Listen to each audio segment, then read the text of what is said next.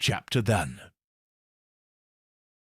The widow's appeal. It was upon a damp and cheerless morning in the latter half of November that I found myself once again seated opposite my friend Sherlock Holmes at our lodgings in Baker Street. A thick fog had rolled in from the Thames during the night, and now lay heavy over London, turning the streets into indistinct corridors of shifting grey. The gas lamps glowed faintly through the mist like distant beacons, and the sound of hooves upon wet cobblestones echoed with a hollow, spectral quality. Inside, however, the fire blazed merrily in the grate, casting a warm glow over Holmes's lean figure as he sat cross-legged upon the hearth-rug, a sheet of foolscap spread across his knees and a long, thin forefinger tracing invisible patterns in the air. For my part, I was content with my armchair, the morning newspaper, and a cup of steaming coffee, though I could not resist from time to time casting a curious glance at my companion. He was in one of those rare moods of subdued animation which signified that some problem, whether trivial or profound, had taken hold of his extraordinary faculties. "You are studying a cipher, Holmes," I remarked at length, lowering the paper. He smiled without raising his eyes. "A cipher, yes, though not in the usual sense. This, Watson, is a fragment of a note discovered in the pocket of a man found drowned in the Serpentine 3 nights ago. Scotland Yard, with their customary perspicacity, believe it to be some foreign letter rendered illegible by water. I, however, detect a more deliberate obfuscation." "Another case, then?" I asked eagerly. "A diversion, nothing more," he replied, finally looking up. The man was a clerk. The note, a simple substitution code. He was no spy, but rather a romantic fool attempting to conceal assignations from his employer. Lestrade will present the matter in tomorrow's papers as a solved mystery of espionage thwarted by chance. In truth, it is the oldest trick in the book." He tossed the paper aside with a faint laugh. At that very moment there came a brisk knock upon the door. Mrs. Hudson's soft tread preceded her entrance. "A lady to see you, Mr. Holmes," she announced. "Says it's most urgent." "Show her up," Holmes said, springing lightly to his feet. His eyes gleamed with sudden interest. He possessed an uncanny sense for the genuine note of desperation in a visitor's plea.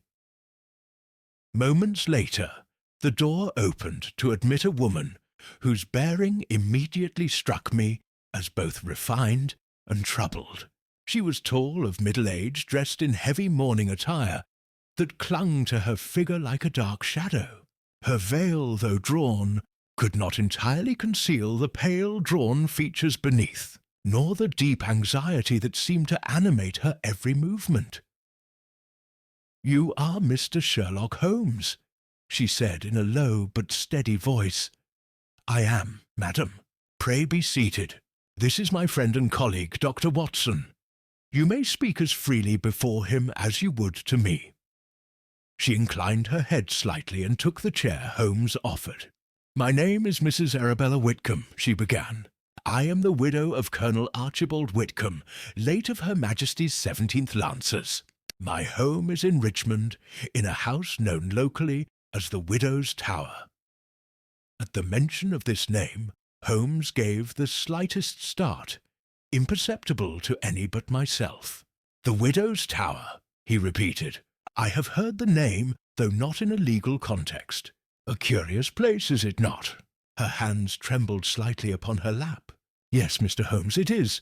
A peculiar house. The tower is all that remains of an old Tudor estate. When my husband purchased the property 10 years ago, he built our residence around the ancient structure. It is said to be haunted by the spirit of a woman who died there centuries ago.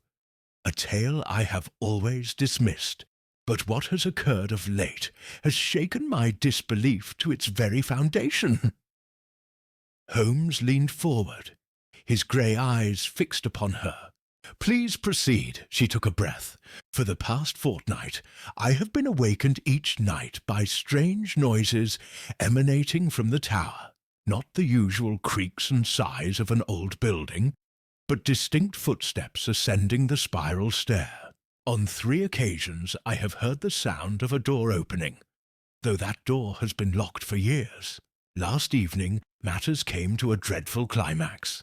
My housemaid, Elsie Turner, was found insensible at the foot of the tower stairs. When she revived, she swore that she had seen a figure, a woman in grey, gliding up the staircase. She followed foolishly and remembers nothing more. Watson-like, I could not suppress an exclamation. Good heavens, madam! Did she suffer injury? Only a mild concussion, doctor, she replied, glancing gratefully at me. But that is not the worst. Early this morning, my groundskeeper discovered the body of a man in the ornamental pond behind the tower. He was a stranger to the household. No papers were found on him, but his face bore an expression of such terror as I have never seen. The local constable has no theory. The servants are in a panic. And her voice faltered, I am at my wit's end. Holmes regarded her with that peculiar intensity which made one feel as though every flicker of expression were being weighed and catalogued. Madam, he said quietly, why did you not first apply to the police? I did. Inspector Barrington of Scotland Yard came down this morning. He examined the body, questioned the servants, and declared the death accidental. Some vagrant who had fallen in the pond. As for the sounds in the tower, he dismissed them as superstition. But I know better, Mr. Holmes. There is something in that tower, something or someone, that defies explanation. Holmes stood and paced slowly before the fire. You spoke of the door at the top of the staircase. Why was it locked? It leads to the upper chamber of the old tower. My late husband used it for storage. After his death, I had the door barred. No one has entered since. And the key? In my possession, she replied, producing a small iron key from her reticule. Holmes took it delicately between his fingers, examined it, and returned it without comment. I must say, he murmured, this is a most singular narrative.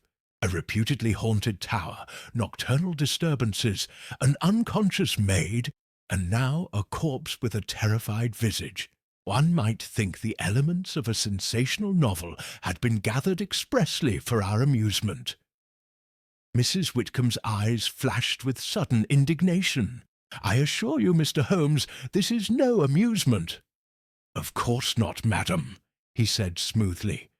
I merely observe that the affair possesses all the outward attributes of the inexplicable, which, in my experience, are usually the surest signs of a very explicable human agency. Tell me, this man who was found in the pond, had you ever seen him before? Never. Holmes halted his pacing. Then we shall have to see him for ourselves. Watson, we must pay a visit to Richmond this afternoon. Mrs. Whitcomb, if you would be so good as to arrange for our admission to the house, and if possible, to view the body before burial. Of course, Mr. Holmes, I shall expect you on the 2 o'clock train. When she had departed, Holmes remained standing by the window, his long hands clasped behind his back, gazing out into the mist. Watson, he said at last, do you perceive the faint odour of sulphur about this case? I perceive only the odour of mystery, I replied. He smiled thinly. Precisely. There is something in this business which does not ring true. A phantom in the tower, footsteps on a staircase, and a drowned stranger. These are not the notes of supernatural tragedy, but of human contrivance. And yet, his brows drew together. There is one feature which puzzles me, and that is the expression upon the dead man's face. Terror, genuine and unfeigned. If it were merely a question of burglary or revenge, why such mortal dread? No, Watson, there is something lurking in the shadows of the widow's tower that requires a very delicate hand to unveil. I should not be surprised if, by tonight, we find ourselves in the midst of one of the most curious adventures of our acquaintance. Chapter 2. A House of Shadows. The afternoon train bore us through the dingy outskirts of the metropolis into the clean, damp air of the Surrey borderlands. The fog, though less oppressive than in Baker Street, clung to the hedgerows and hovered in the hollows of the meadows like a pale breath held in suspense. Richmond, with its terraces and noble river prospects, presented to my mind a most incongruous stage for the sort of midnight terror our visitor had described. Yet I have learned to distrust any assumption that the face of a place has bearing upon the heart of its mysteries. Mrs. Whitcomb met us at the station, a study in composure strained to its last fibres. Her veil was thrown back, revealing a complexion the paler for want of sleep. A brougham conveyed us along a winding road bordered by bare elms, the wheels sounding muffled upon the damp earth. We passed cottages where smoke rose in neat ribbons, and gardens already brown with the season. Presently the lane gave way to a gated drive of crushed gravel that led to the house. The residence, if residence it could be called, struck me as an architectural argument between centuries. The main body was a modern, well-proportioned structure of pale brick, its sash windows and stone steps bespeaking comfort and decent prosperity. To its eastern flank, however, there clung a grey, ancient tower of unmistakably older workmanship. 4 stories of weather-bitten stone, slightly out of plumb, with narrow slit windows, and near the top, a small mullioned aperture, black as a socket, from which the eye had been gouged. Between house and tower yawned an uneasy seam, where new masonry abutted old with an imperfect truce. It required little imagination to understand how local tongues would have fastened upon so singular a feature to baptize the place with its lugubrious title. As we descended, Holmes stood for a long moment upon the drive, head thrust forward, nostrils slightly dilated like a hound catching a faint scent over water. His eyes travelled from the house to the tower, from the tower to the sweep of lawn and the belt of scrub that fell away to a low, reed-choked pond shining dull and pewter under the clouded sky. He made no remark, but I detected a certain quickening in him, that inward tightening of attention I had learned to recognize as the prelude to work. "You are very good to have come so promptly, Mr. Holmes," said Mrs. Whitcomb, drawing close as if proximity to him offered some bulwark against the unease that plainly beset her. "Inspector Barrington was here in the morning. He has left men to make inquiries in the town, but I do not, indeed I cannot rest until the truth is known." Holmes bowed. "We shall do our utmost, madam. You spoke of the body being discovered in the pond. Has it been removed?" "To the coach-house," she replied, lowering her voice. "The inspector deemed it prudent to wait upon identification before removing it to town. I am ashamed that such a thing should lie upon my property, but—" She broke off, forcing a calm smile. "Perhaps you will first wish to see the place where it was found." "If you please." She led, and we followed across the lawn, the gravel of the drive giving way to damp turf that yielded with a spongy sigh beneath our boots. The pond lay some 30 yards from the base of the tower, a shallow oval girdled in sedge and brittle rushes, with a stone bench on its western edge and, to the south, a small arched culvert by which overflow would drain to a ditch beyond the property. I have too often seen death to be easily shaken, yet there was something in the tameness of that water, its low, unprotesting rim of grass, that made the intrusion of a corpse upon it seem doubly indecent. "The groundskeeper found him at daybreak," Mrs. Whitcomb said, face upward entangled in the reeds there. She pointed to a scuffed margin where the rushes were broken. Holmes walked the rim, his boot tips scarcely disturbing the crumbling edge. He paused at the scuffed place, measuring with his eye 2 sets of impressions, one broader and deeper, overlapping the other.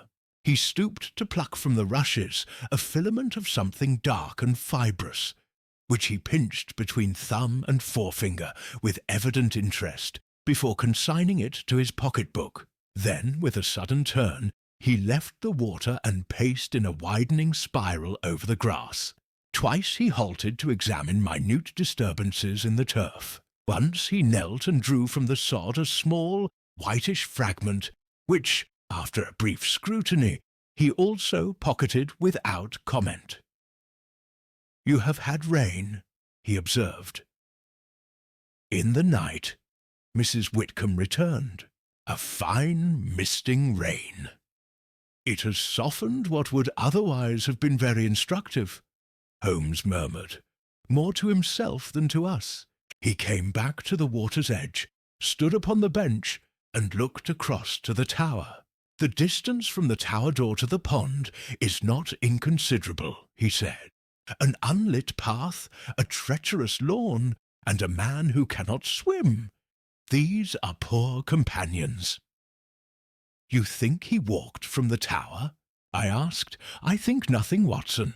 I observe that the most direct line from the base of that stair-turret to the pond crosses several patches of firmer ground, which our visitor to the water has been careful to avoid." He indicated with his cane the faint, curving trace of disturbed grass that took a long, strangely deferential route to the pond's rim, as if the walker had skirted islands invisible to our eyes.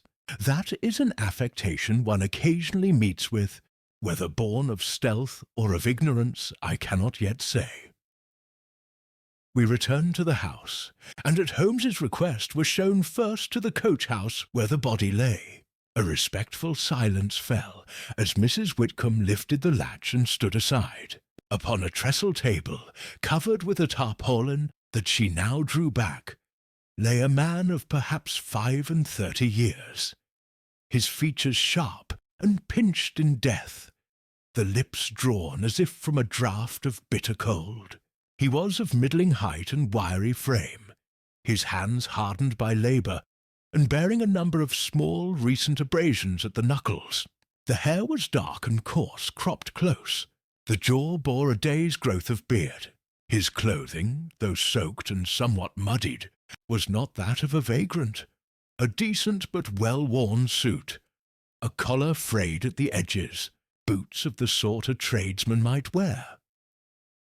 Holmes leaned over him and examined with scrupulous attention the nails, the ears, the line of the jaw, the lobe of the ear to which a faint dark smudge clung. He sniffed the man's hair and cuffs, then produced from his pocket a small lens with which he studied the spaces between the teeth. This latter inspection seemed to divert him exceedingly. A slight, involuntary sound, not unlike the very softest click one hears when a puzzle piece has at last found its place, escaped him. "No papers, you said?" he asked. "None," replied Mrs. Whitcomb. "Inspector Barrington searched the pockets himself. There was only this." She handed Holmes a small object wrapped in a handkerchief, a length of threadbare ribbon, greyish-white, knotted in 2 places, and stained along one edge with what looked to be wax. Holmes's eyes brightened. "Thank you. Most obliging." He turned the ribbon once in his gloved hands, then returned it to its wrapping. "We will speak of this again. Do you know him, Mr. Holmes?" she asked with a tremor. "I do not, madam, but I could hazard a few trifles.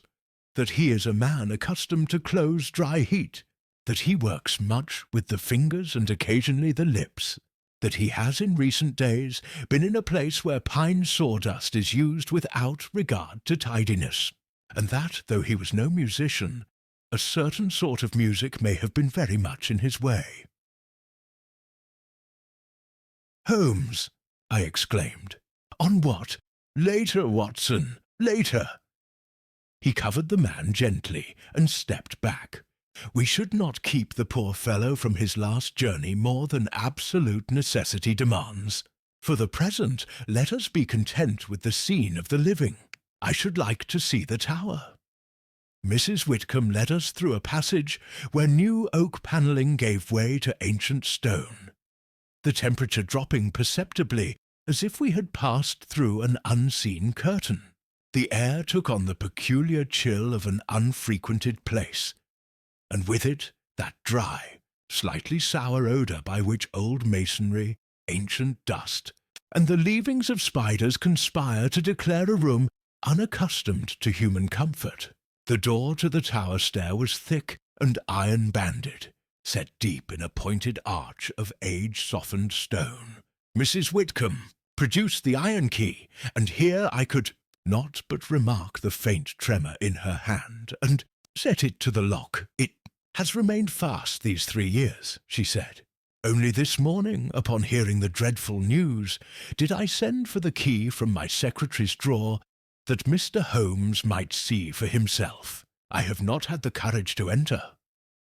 Holmes watched very closely as she turned the key. There was the expected resistance of rust and neglect, then a heavy click. The door swung inward with a groan, revealing a spiral staircase that coiled upward within the thickness of the wall. A corkscrew of worn stone steps, polished smooth at the outer edge by the passage of generations. A narrow slit window spilled a grey blade of light across the first few steps. Beyond that, the stair lost itself in gloom. Holmes took a single pace within, and with a motion of his hand prevented us from following. He crouched and examined the threshold. "You are sure it has not been opened?" he asked without looking up. "Quite sure," said Mrs. Whitcomb faintly. "I alone have the key." Holmes's long finger traced the line where the door had met the sill.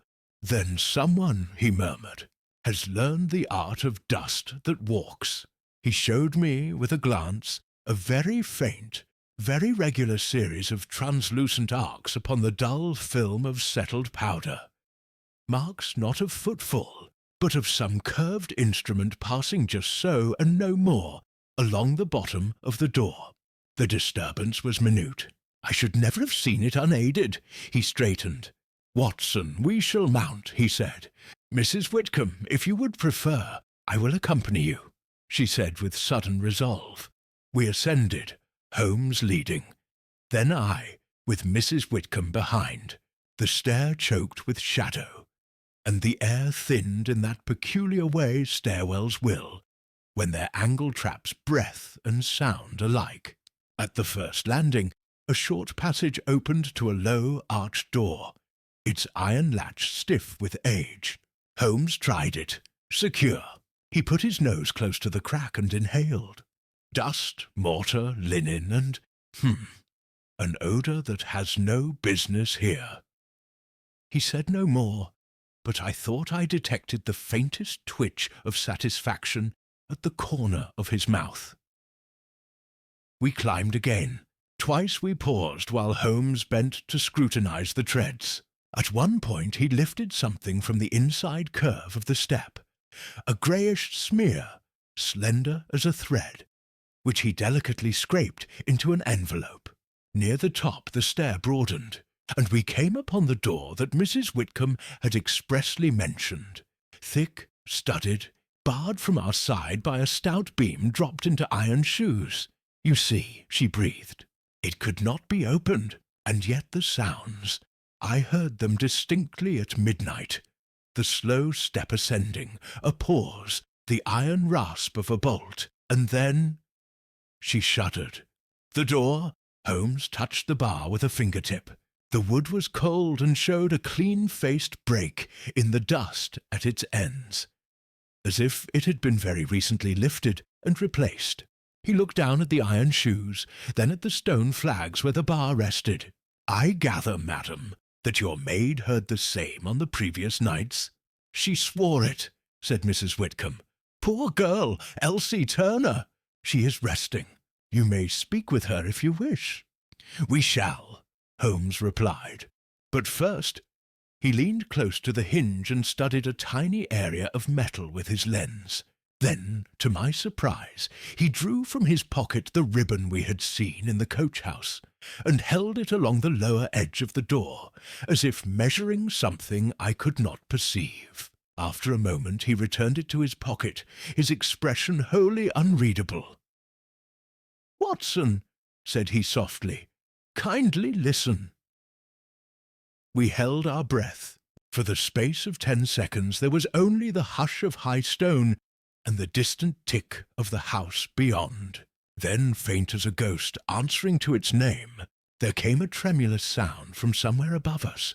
No footfall, but rather a shivering, metallic whisper. The sigh of a chain or wire drawn, very slowly, across a rough surface and then released. Mrs. Whitcomb clutched the stair rail. "There," she whispered. "You hear it?" "I hear it," Holmes said. His eyes shone in the dimness. "And I believe, madam, that I have heard its like before." He set his hand upon the bar.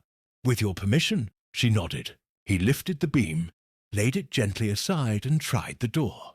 It resisted, as if locked from within. Holmes crouched and studied the gap beneath. His forefinger sought the stone close by, and came away lightly marked with a translucent substance that glistened faintly in the watery light. He rubbed it between thumb and forefinger, lifted it to his nose, and gave the briefest sniff. "Curious," he murmured. "What is it?" I asked. "A language," he replied. "Very old and very modern, but the alphabet is not yet complete." He rose and, with a last attentive glance at the hinge, turned to descend. "Come," he said. "We have seen enough for the moment. Let us speak with your maid, Mrs. Whitcomb, and then I shall beg a few minutes alone in your tower at nightfall. If the phantom keeps her hour, I should be disappointed not to make her acquaintance." As we retraced our steps, a draught slid down the stair like a cautious hand. Somewhere in the house a clock chimed the half-hour.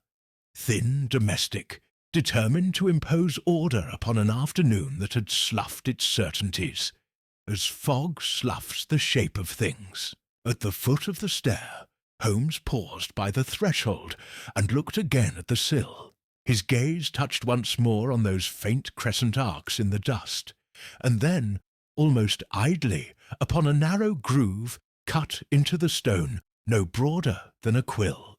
His face was wholly impassive, but I felt, as one may feel an electric tension in the air before a storm, that his mind had leapt where mine still plodded. We were conducted to a small sitting-room, where Elsie Turner awaited us, a pale, slight creature of 19 years, with red-rimmed eyes and a determined set to her mouth that spoke of honesty rather than imagination. She curtsied and sat, folding work-roughened hands in her lap. "You have been frightened, Miss Turner," said Holmes, with a gentleness I had seen him extend only to those the world had decided to overlook. "Yes, sir," she whispered, "but I ain't no liar, begging your pardon. No one says you are. Tell us, as precisely as you can, what you heard, what you saw, and what you did." She looked at Mrs. Whitcomb, who gave her an encouraging nod, and then began her tale. The wakefulness that had driven her from bed, the desire to fetch a shawl she had left in the passage near the tower, the slow, unmistakable tread on the stair within, and as she leaned closer to the door, the sound of a bolt, like iron on iron. "Sir!" Then a thin glimmer through the keyhole, and at last a shape moving up the curve of the stair. A lady, sir, in grey, not walking like, but a-glidin', and her face, oh, Lord save us, her face was like the moon through clouds. After that, she remembered only a great cold, a rush and darkness. Holmes listened without interruption, once or twice closing his eyes as if to better seat the words in his mind. "And the glimmer through the keyhole," he said at last. "Was it steady or wavering?" "Wavering, sir," she answered promptly. "Like lamplight, but queer. It made the dust show in the air." "Thank you, Miss Turner. You have been of service." She gave a tearful smile of relief. "Then you'll tell her ladyship I ain't mad?" "I shall tell her," said Holmes, rising, "that you see very well indeed." When she had gone, Mrs. Whitcomb turned to him in appeal. "Mr. Holmes, what am I to think?" "That your house is being visited," he replied, "but not by the dead." His eyes strayed to the window, where the light had sunk a shade nearer to evening. "Permit me two requests, madam. First, that the tower remain as it is until nightfall. Second, that I may walk alone for a quarter-hour by your pond." She agreed at once. We stepped out once more into the chill garden. The fog, grown bolder with the lowering sun, had begun to creep from the dips and ditches to lay its careful fingers upon the lawns. Holmes stood at the pond's edge, motionless, as if listening for the very thought of the place, and then, with a sudden spring, mounted the stone bench and leaned forward, his hand darting to the inner side of the basin, where a thin lip of stone protruded beneath the waterline. When he withdrew it, his fingers held a length of fine wire flecked with a pale, greasy substance that caught the scant light like the merest ghost of a glow. He turned to me with that cold spark of triumph which, in him, was the nearest approximation to excitement. "Phantoms do not lay snares, Watson," he said. "Men do, and the men who lay them leave, however cautious, the whisper of their trade behind." He stowed the wire away and looked back to the tower, whose slit windows stared down upon us like narrowed eyes. "Tonight," he added softly, "we shall ask the widow's tower to speak plainly. I fancy she is dying to do so." Chapter 3. The Shadow in the Mist. The hour was approaching 9 when Holmes, wrapped in his long Inverness cape, and I stood once more upon the gravel before the widow's tower. The fog had thickened until the house appeared an island adrift in a grey sea. Gaslight from the drawing-room windows spilled into the mist like warm liquid, only to be swallowed a few yards beyond. Somewhere across the lawn an owl hooted, and from the direction of the lane came the faint, irregular tread of a solitary passer-by. The tower loomed above us, black, severe, and solitary, its slit windows giving back no light. If ever a building were designed to nurse secrets, it was that ancient remnant grafted onto the flank of modern comfort. Mrs. Whitcomb had retired to her room, leaving the tower to us. At Holmes's request, all servants were instructed to remain indoors and refrain from approaching the pond or the stair after nightfall. Elsie Turner, the maid, had been given a draught of laudanum to calm her nerves. It was, therefore, with an uncanny stillness about the place that we commenced our vigil. Holmes set his lantern upon the ground, shuttered to a narrow beam. "Watson," he said in a low voice, "observe the lawn between tower and pond." In daylight, the path the intruder took was evident enough. By lantern light, however, the distinction between disturbed and undisturbed turf vanishes to all but the most exacting eye. That, I suspect, is precisely what our phantom relies upon. You believe he or she will return. I should be astonished if not, he replied. The mechanism upstairs requires tending. This is not the work of a casual trespasser. It is of someone with design, persistence, and a singular understanding of human nerves. Mrs. Whitcomb's house is being played upon, Watson, like an instrument. He opened his pocket-case and produced the length of fine wire he had taken from the pond. This, he continued, is the faintest overture. Its twin, I suspect, lies hidden in yonder tower. The chill deepened as we stood waiting. I confess to a sense of unease which I could neither wholly justify nor dispel. The stillness of the grounds, the watchful tower, the distant ripple of water, all conspired to suggest that we were not merely observers, but trespassers in some carefully contrived performance. It was shortly after the clock in the hall struck 10 that Holmes, whose hearing surpassed my own, raised a hand. "Listen," he whispered. Through the fog there came, thin and far, the unmistakable creak of a hinge. It was not the ponderous groan of the tower door, but something smaller, lighter, the sound, perhaps, of a gate or a casement window opened with stealth. Holmes extinguished his lantern and drew me into the shadow of the yew hedge that ran along the drive. There we waited, barely breathing.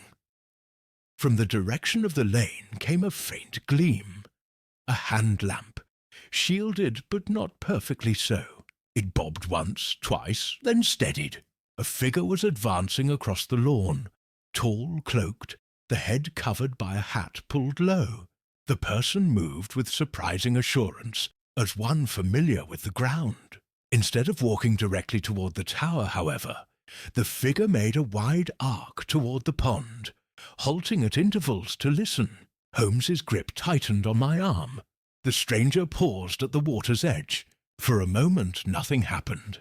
Then, with deliberate precision, the figure knelt and reached beneath the rim where Holmes had earlier found the wire. There was a soft metallic sound, the faintest click, and then the figure rose, coiling something beneath the cloak. "Remarkable," Holmes breathed. "The nerve of the fellow. Shall we seize him?" I whispered back. "Not yet.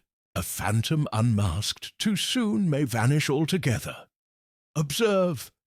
The figure crossed the lawn toward the tower. Reaching the stair door, the person produced a slender object, perhaps a tool or a second key, and inserted it into the keyhole. A deft twist, and the door swung inward without a sound. The stranger slipped inside and closed it gently behind. Holmes waited a full minute before motioning me forward. We crept across the damp grass, our footfalls muffled by the fog. At the tower door Holmes paused, bent close to the jamb, and then nodded. "Left ajar," he murmured. "He is confident." Within, the spiral stair rose in darkness. A dim, unnatural glow seemed to quiver somewhere above, wavering like the light of a lantern behind gauze. Holmes ascended with the noiseless precision of a cat, I following with less grace, but equal care. At the first landing he paused, touched the wall, and pointed to the hinges of the low arched door. They had been freshly oiled. We continued upward. Near the barred door at the top the glow became clearer. A faint silvery light leaked through the cracks, not warm like candlelight, but cold and quivering, as though reflected from a distant lantern through sheets of mist. Holmes crouched, his ear to the wood. From within came a faint scraping, followed by the musical whine of wire under tension. Then a sound that made my blood run cold. A slow, deliberate tread descending the stair above us. The phantom!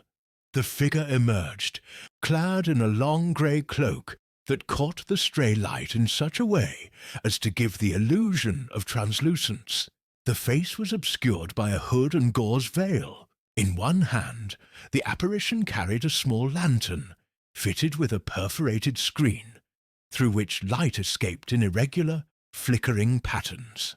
The effect was singularly eerie. Even I, knowing myself to be in the presence of some flesh-and-blood intruder, felt the primitive chill of the supernatural.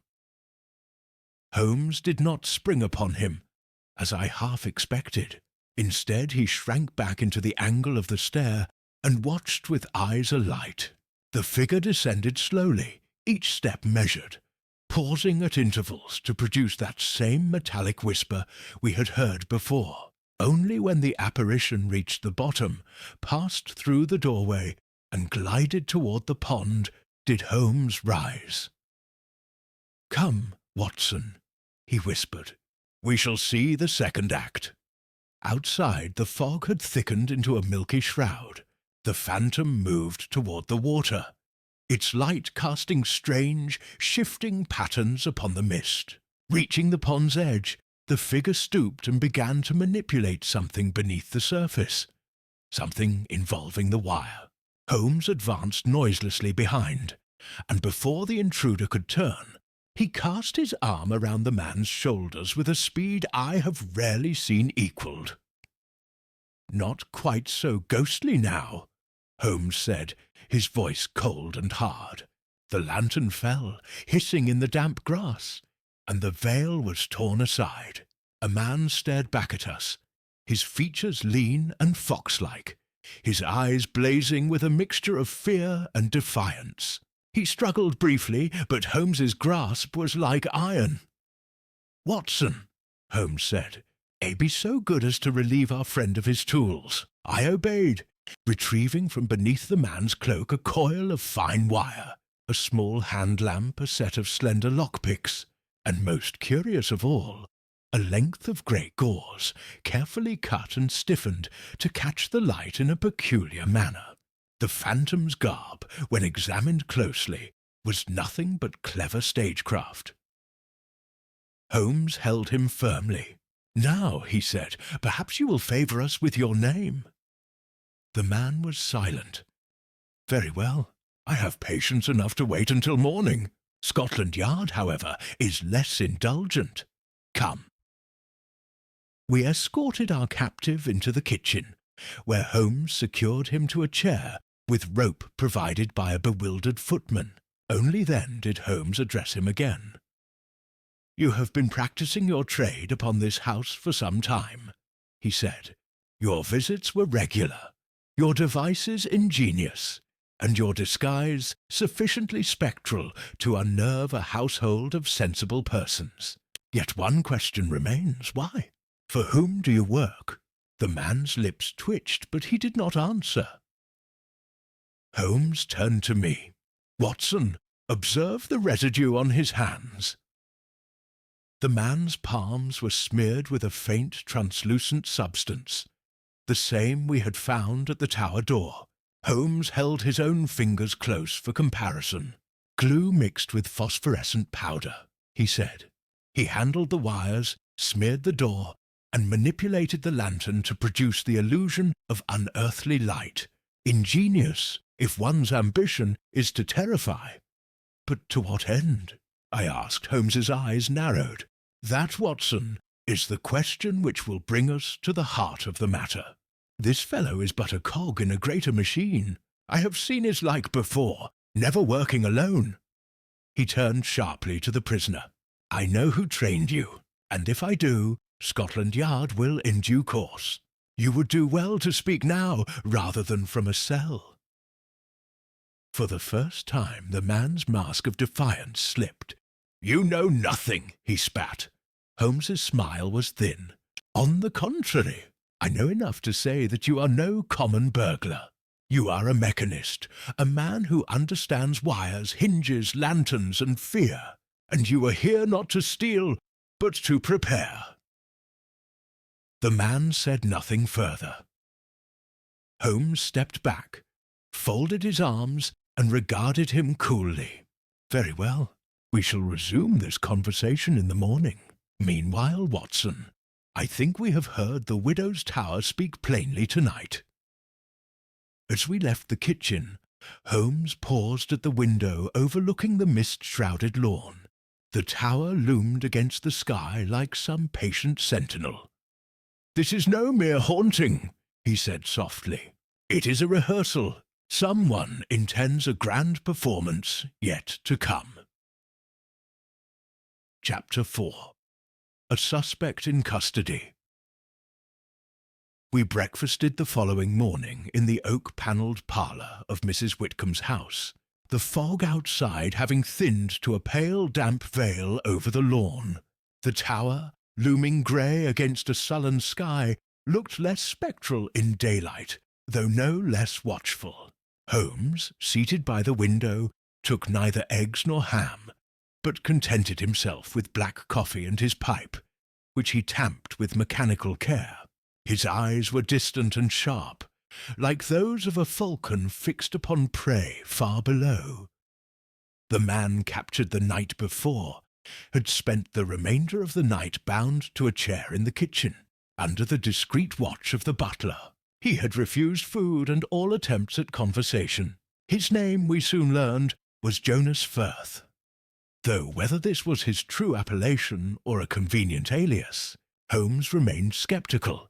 At 9:30, Inspector Barrington arrived from Scotland Yard in a greatcoat glistening with drizzle. He was a portly man of florid complexion, with side whiskers of impressive volume, and a manner that suggested the world was a puzzle he had already solved, if only the pieces would kindly assemble themselves as instructed. He entered the parlour with the air of one who condescends to a diversion.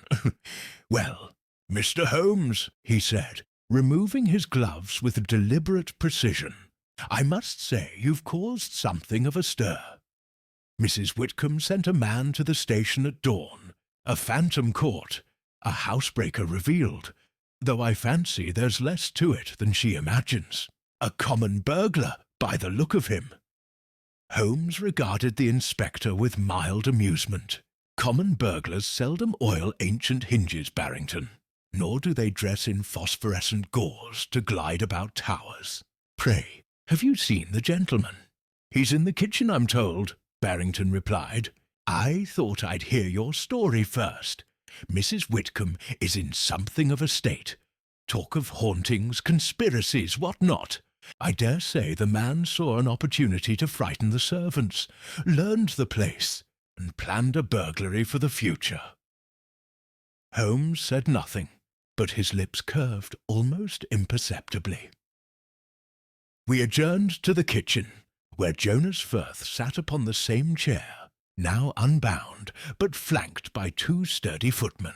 In the grey morning light his face appeared even leaner, his fox-like eyes darting from Holmes to Barrington with a wary hostility. His hands, still faintly stained with the phosphorescent mixture, trembled slightly, though whether from cold or suppressed emotion I could not tell. Barrington took a chair opposite him. "Jonas Firth, is it?" he began with officious cheer. "Occupation?" Firth made no reply. "Come, man," Barrington continued, "you've been caught red-handed prowling about a respectable lady's grounds in the dead of night, dressed like an undertaker's ghost. There's not a magistrate in Middlesex who'd believe you came to pay a social call." Still, the prisoner was silent. Holmes stepped forward, and his voice, though soft, carried an edge that sliced through the room. "Mr. Firth, let us save one another time. Your hands betray you. The callus on the right index, the faint burn on the thumb, the wax stain behind the left ear. These are not the marks of a common thief, but of a mechanist. You work with lanterns, wires, locks, and effects designed to fool the senses. Your trade is spectacle, not theft." A flicker crossed Firth's eyes, there and gone, but Holmes had seen it. "Some years ago," Holmes continued, "a troupe operating under the name of the Phantasmagoria Company toured the northern counties, performing illusions of ghostly apparitions to gullible audiences. Their lanternist was a certain Jonas Firth, dismissed when one of his tricks set fire to a barn in Wakefield. Since then he has lived by his wits, sometimes as a stagehand, sometimes as a maker of manifestations for dishonest spiritualists. I fancy you found more lucrative employment, Mr. Firth, in lending your talents to less public entertainments." The man's jaw tightened. "You think you know everything," he muttered. Holmes smiled thinly. "Only what is necessary." Barrington stared. "Phantasmagoria Company? Stage tricks? Nonsense, Holmes. This fellow broke into the house, that's all." "Broke in?" Holmes echoed. "With oiled hinges, prepared wires, and a gauze costume stitched with surgical precision. No, Barrington. He entered, yes, but as part of a larger design. His trade is to prepare an illusion, to unsettle, to soften the ground before others act. Holmes turned back to Firth. You were not alone here. Who employs you? Firth folded his arms. You've got nothing on me. Oh, quite the contrary, Holmes replied. We have you on private property, equipped with tools, costume, and contrivances designed to commit fraud. The penalty is severe, but if you speak now, you may find yourself merely an accessory. Refuse, and you will stand alone. The mechanist's defiance faltered for a moment, then hardened again. I've nothing to say. Holmes regarded him for a long, silent moment, then abruptly turned away. Very well. Scotland Yard may amuse itself with his obstinacy. Barrington, I leave the formalities to you. Watson and I have work elsewhere. Barrington puffed his cheeks. You're giving him up? I have extracted from Mr. Firth all that I can for the present, Holmes replied. The remainder will come not from his lips, but from his work. Outside, the morning had lifted somewhat, revealing the pond and tower with a dreary clarity. Holmes strode along the gravel path with his usual swift, purposeful step, his cape swirling behind him like a dark sail. Holmes, I said, you are convinced this man was working for someone.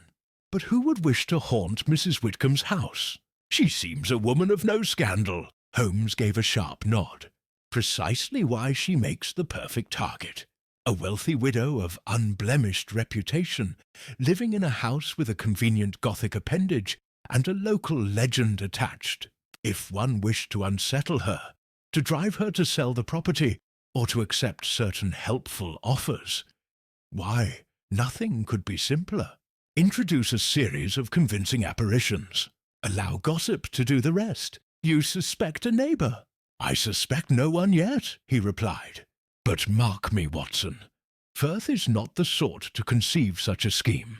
He is a tool, a clever one perhaps, but not the hand that wields it. We paused by the pond. Holmes examined the grass where the phantom had knelt, the faint impression of knees still visible in the damp earth.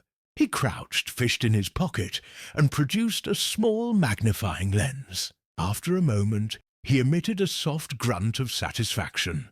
What is it? I asked. Boot prints, Watson. Not Firth's.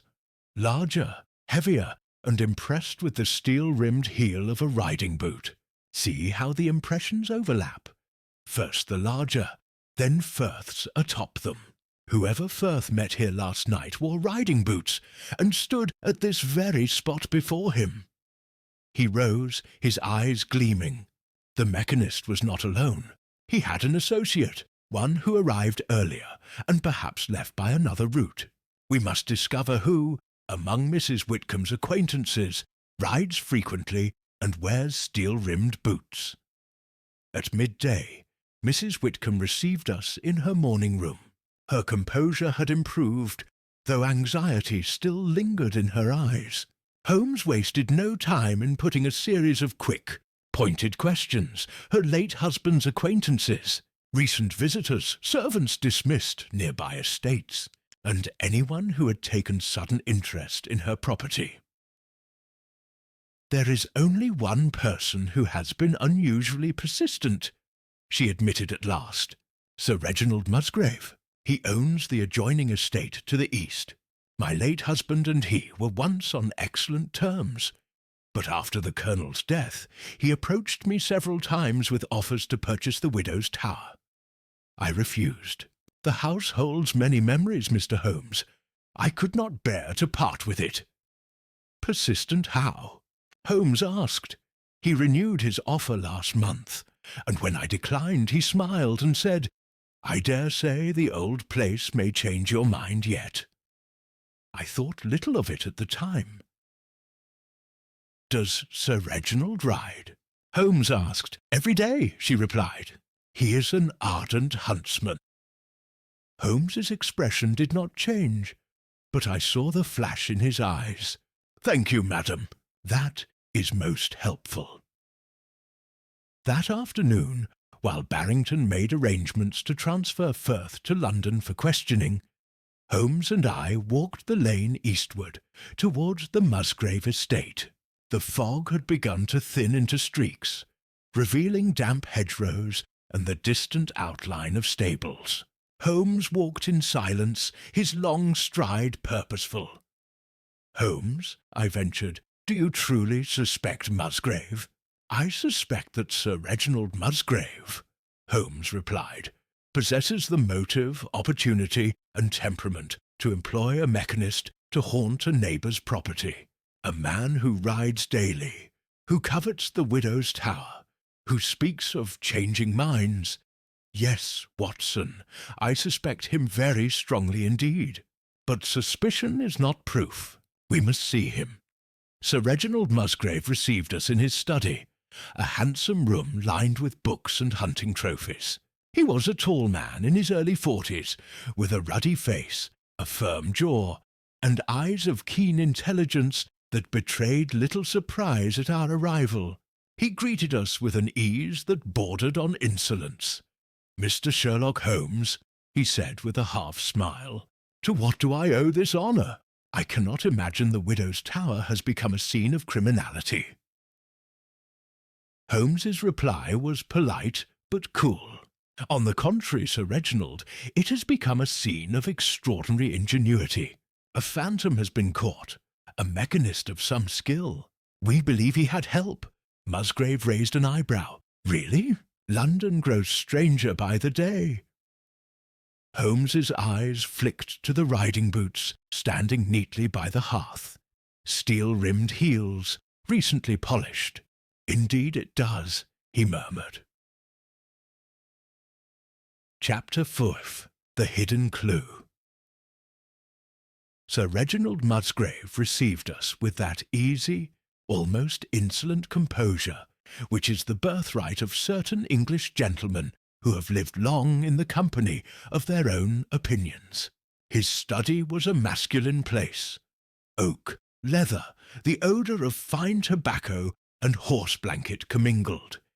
Its walls punctuated by maps of the hunt and the pinned glass-eyed heads of smaller quarry. A pair of riding boots stood by the hearth. The steel rims at their heels caught the wintry light like thin blades. "Pray be seated, Mr. Holmes. Doctor," our host said, indicating two chairs that, by some quirk of arrangement, faced not the desk, but the large window overlooking the eastern paddock. "I have been informed that Mrs. Whitcomb entertains a ghost. A strenuous hostess. She outdoes the season." "A ghost," Holmes returned, so coolly that it was impossible to tell if he assented or mocked, "that oils hinges, draws wire, and manipulates lanterns with a mechanist's touch. You will forgive us, Sir Reginald, if we treat the matter as one of industry rather than theology." Musgrave's smile deepened by a shade. "Industry takes many forms. What can I tell you?" Holmes allowed his gaze to drift with lazy unconcern, though I, who knew his habits, detected that peculiar stillness in him which is not idleness but a coil of attention. "You have ridden this morning?" "I ride every morning," Musgrave answered. "It keeps a man honest." Holmes nodded as if to some inward reckoning. "And last night?" "Last night?" Musgrave half laughed. "I dined with my aunt in Richmond.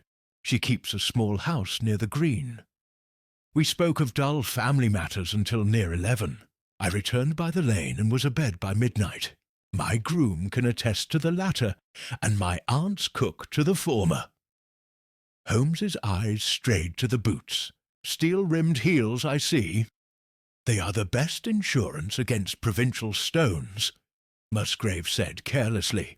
"If your ghost wears them, he has good taste."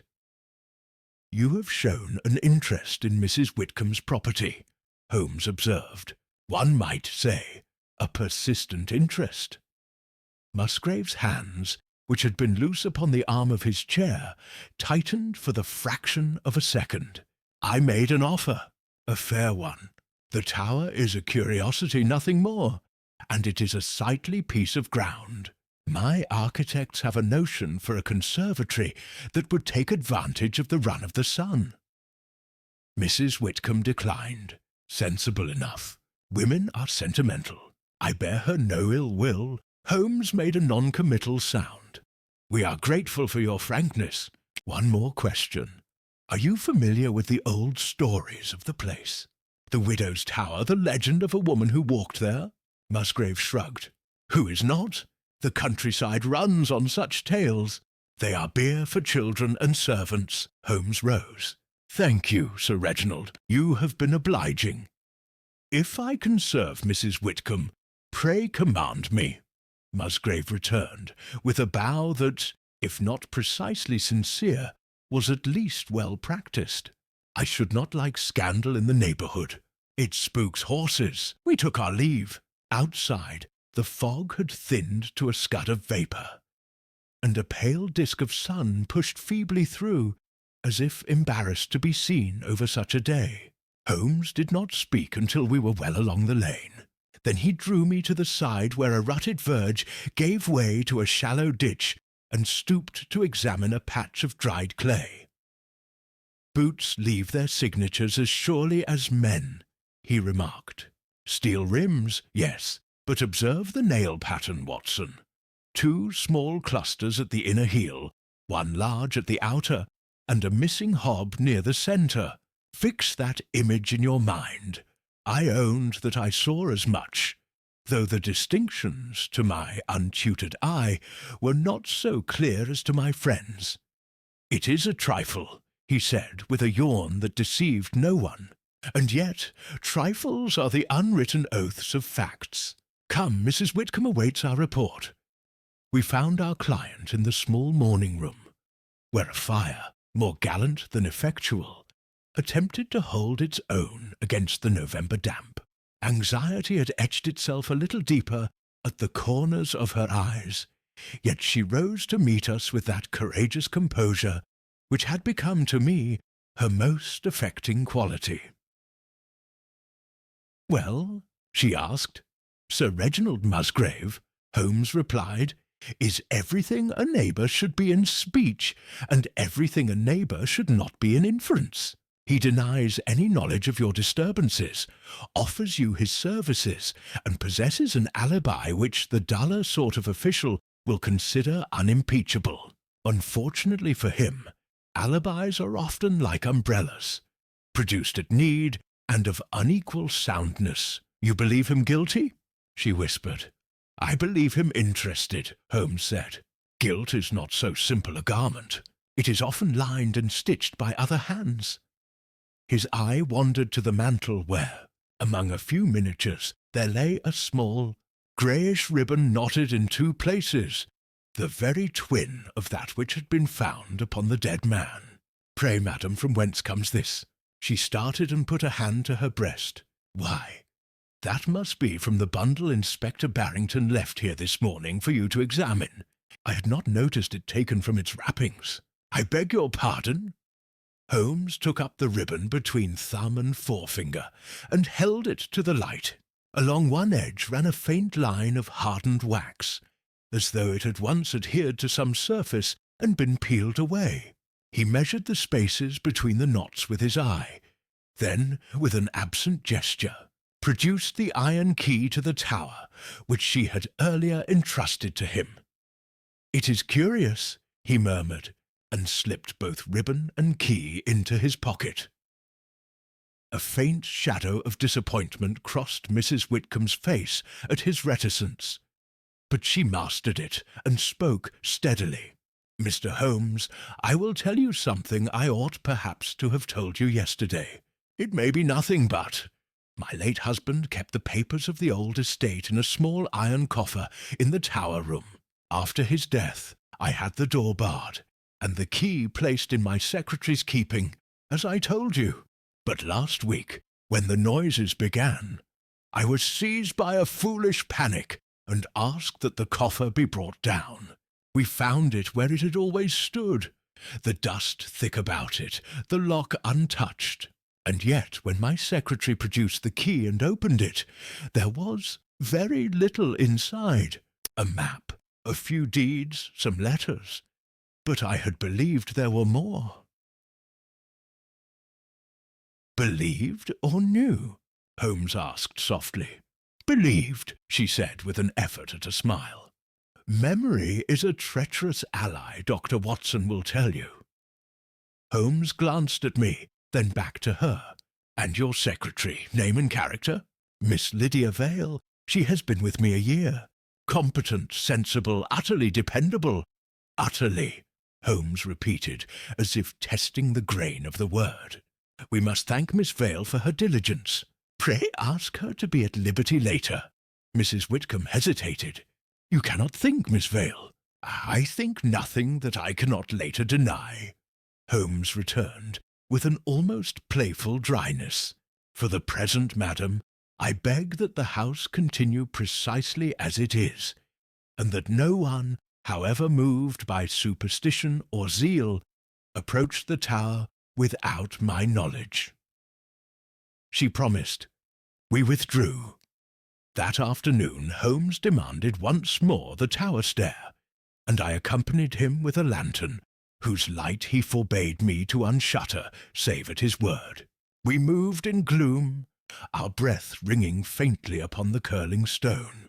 At the first landing he paused and knelt, studying again the hinges of the low arched door that had so stubbornly refused us. He touched the iron with his foreknuckle, listened, then leaned his cheek to the crack and inhaled. Dry, he murmured, dry as a scrivener's conscience.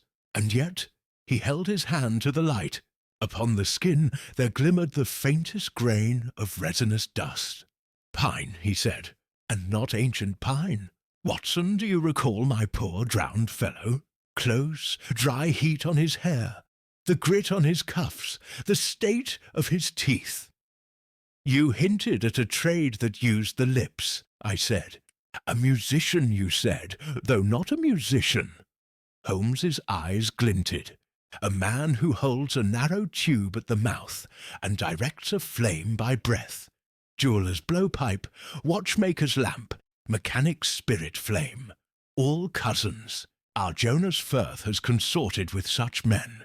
So has our tower. He rose and went on. At the barred door he stooped and, with a small steel probe, teased from the groove of the hinge a translucent speck which he placed in an envelope. His manner, outwardly listless, had in it that inward concentration I had come to recognize as the highest exercise of his art. Now the sill, he said. He crouched where the beam had rested and showed me again those minute crescent arcs written in the dust. Almost regular, almost compass-drawn. The dust that walks, I said, repeating his phrase without comprehending. Dust that is taught to lie and to lift, he answered. His forefinger described an invisible line from the hinge to the floor, thence sideways to the wall, where the ancient masonry met the newer joinery. Here, scarcely broader than a quill, ran a groove so fine that I had taken it for a floor. A wire, he said softly. A wire that comes from without, passes here, turns there, slides under the bar's end, and asks the door to unbar itself when a hand far away dictates the hour. From without? I cried. Why else the pond? He straightened, a cold satisfaction in his face. Water muffles both sight and sound. A wire drawn beneath the coping stone, sheathed, greased with a mixture that resists both rust and notice, our translucent friend, and led through the culvert to a little mechanism in the pond's lip. A lantern at the tower's top, a gauze to vex the light, a touch of wire to sing like a ghost. Et voilà, mon ami. The lady of the tower takes exercise without setting foot upon the stair. It is devilish clever. I admitted. Devils are often men with calm fingers, he returned. He took from his pocket the grey ribbon and, to my astonishment, laid it along the lower edge of the door, where it precisely spanned the distance between bar shoe and hinge. For tying off a travelling loop, he murmured half to himself, 2 knots, 2 anchors, wax along the edge to keep her quiet where she must be quiet. When the loop is drawn, the bar rises the breadth of a finger, enough to rasp, to freeze a maid's blood, to whisper through a keyhole, enough to persuade a widow that the dead are restless. He fell silent, and though I saw that his mind had darted forward to some conclusion, he folded the fact upon itself as a man folds a letter and placed it, with the ribbon, back into his pocket-book. When I would have pressed him, he rebuked me with a look, not of coldness, but of that peculiar tenderness with which he sometimes spared me knowledge I could not yet profit by. "Holmes," I protested, "you owe me at least a syllable. I owe you the case, Watson," he said lightly, "and the case owes itself its last paragraph. Let us not too hastily write what must be read with profit. I confess I was piqued. Yet I have learned that to drag at his sleeve when he is in this humour is as vain as to argue with the weather." We descended, and at Holmes's desire sought out Miss Lydia Vale. We found her in a small office off the main hall, a room of orderly austerity, pigeonholes, docketed papers, a map of the grounds pinned with neat red triangles, pens and sealing wax set like a still life of obedience. She was a woman of perhaps 30, plain-featured, with clear eyes and that self-effacing poise which one associates with those who live in the service of another's life. "Miss Vale," Holmes said with the consummate courtesy he reserves for the competent, "forgive an intrusion. Dr. Watson and I are engaged upon certain details which lie within your province." "Anything I can do for her ladyship, sir," she replied, with straightforward warmth. Holmes asked a handful of questions. About the key, kept in her drawer, about the coffer, about who had access to the office and when. Miss Vale answered readily. The key had been in her keeping since the Colonel's death. She alone opened the drawer, save on 2 evenings of the past week, when, at Mrs. Whitcomb's request, she had been abroad in Richmond after dark on small errands. On those occasions she had locked the drawer and taken the key to her room. Holmes's eyes, idly wandering, took note of a little clump of grey wax on the pen rest and a length of thin, greasy cord lying coiled beside the sealing sticks. He lifted neither, but I saw the flicker rest in his gaze. "Your sealing wax, Miss Vale? An unusual shade," he observed. "It is a French make, sir," she said. "A gift from a cousin. I like that it does not chip." "Quite," said Holmes. "Your taste does you credit. When we left her I could restrain myself no longer." "Holmes," I said, "for pity's sake, do you suspect that excellent woman?" He gave a little, almost affectionate snort. "I suspect that the world is rarely arranged to spare us unpleasant arithmetic," he replied. "Miss Vale may be as she appears, competent, loyal, harmless as a hymn, or she may be a line in a sum whose answer is not yet written. In either case my suspicion or your charity changes nothing. Facts will have their day, and Musgrave is a man who rides well and smiles badly," Holmes said. "He is also, if my eyes are worth their salt, not the owner of the heel that printed itself by the pond." I started. "Not?" Holmes's hand rose. "The pattern differs by 2 nails and a nick. Enough for a stage in the theatre, not enough for a jury. Keep it to yourself, my dear fellow. The world is fond of simple villains.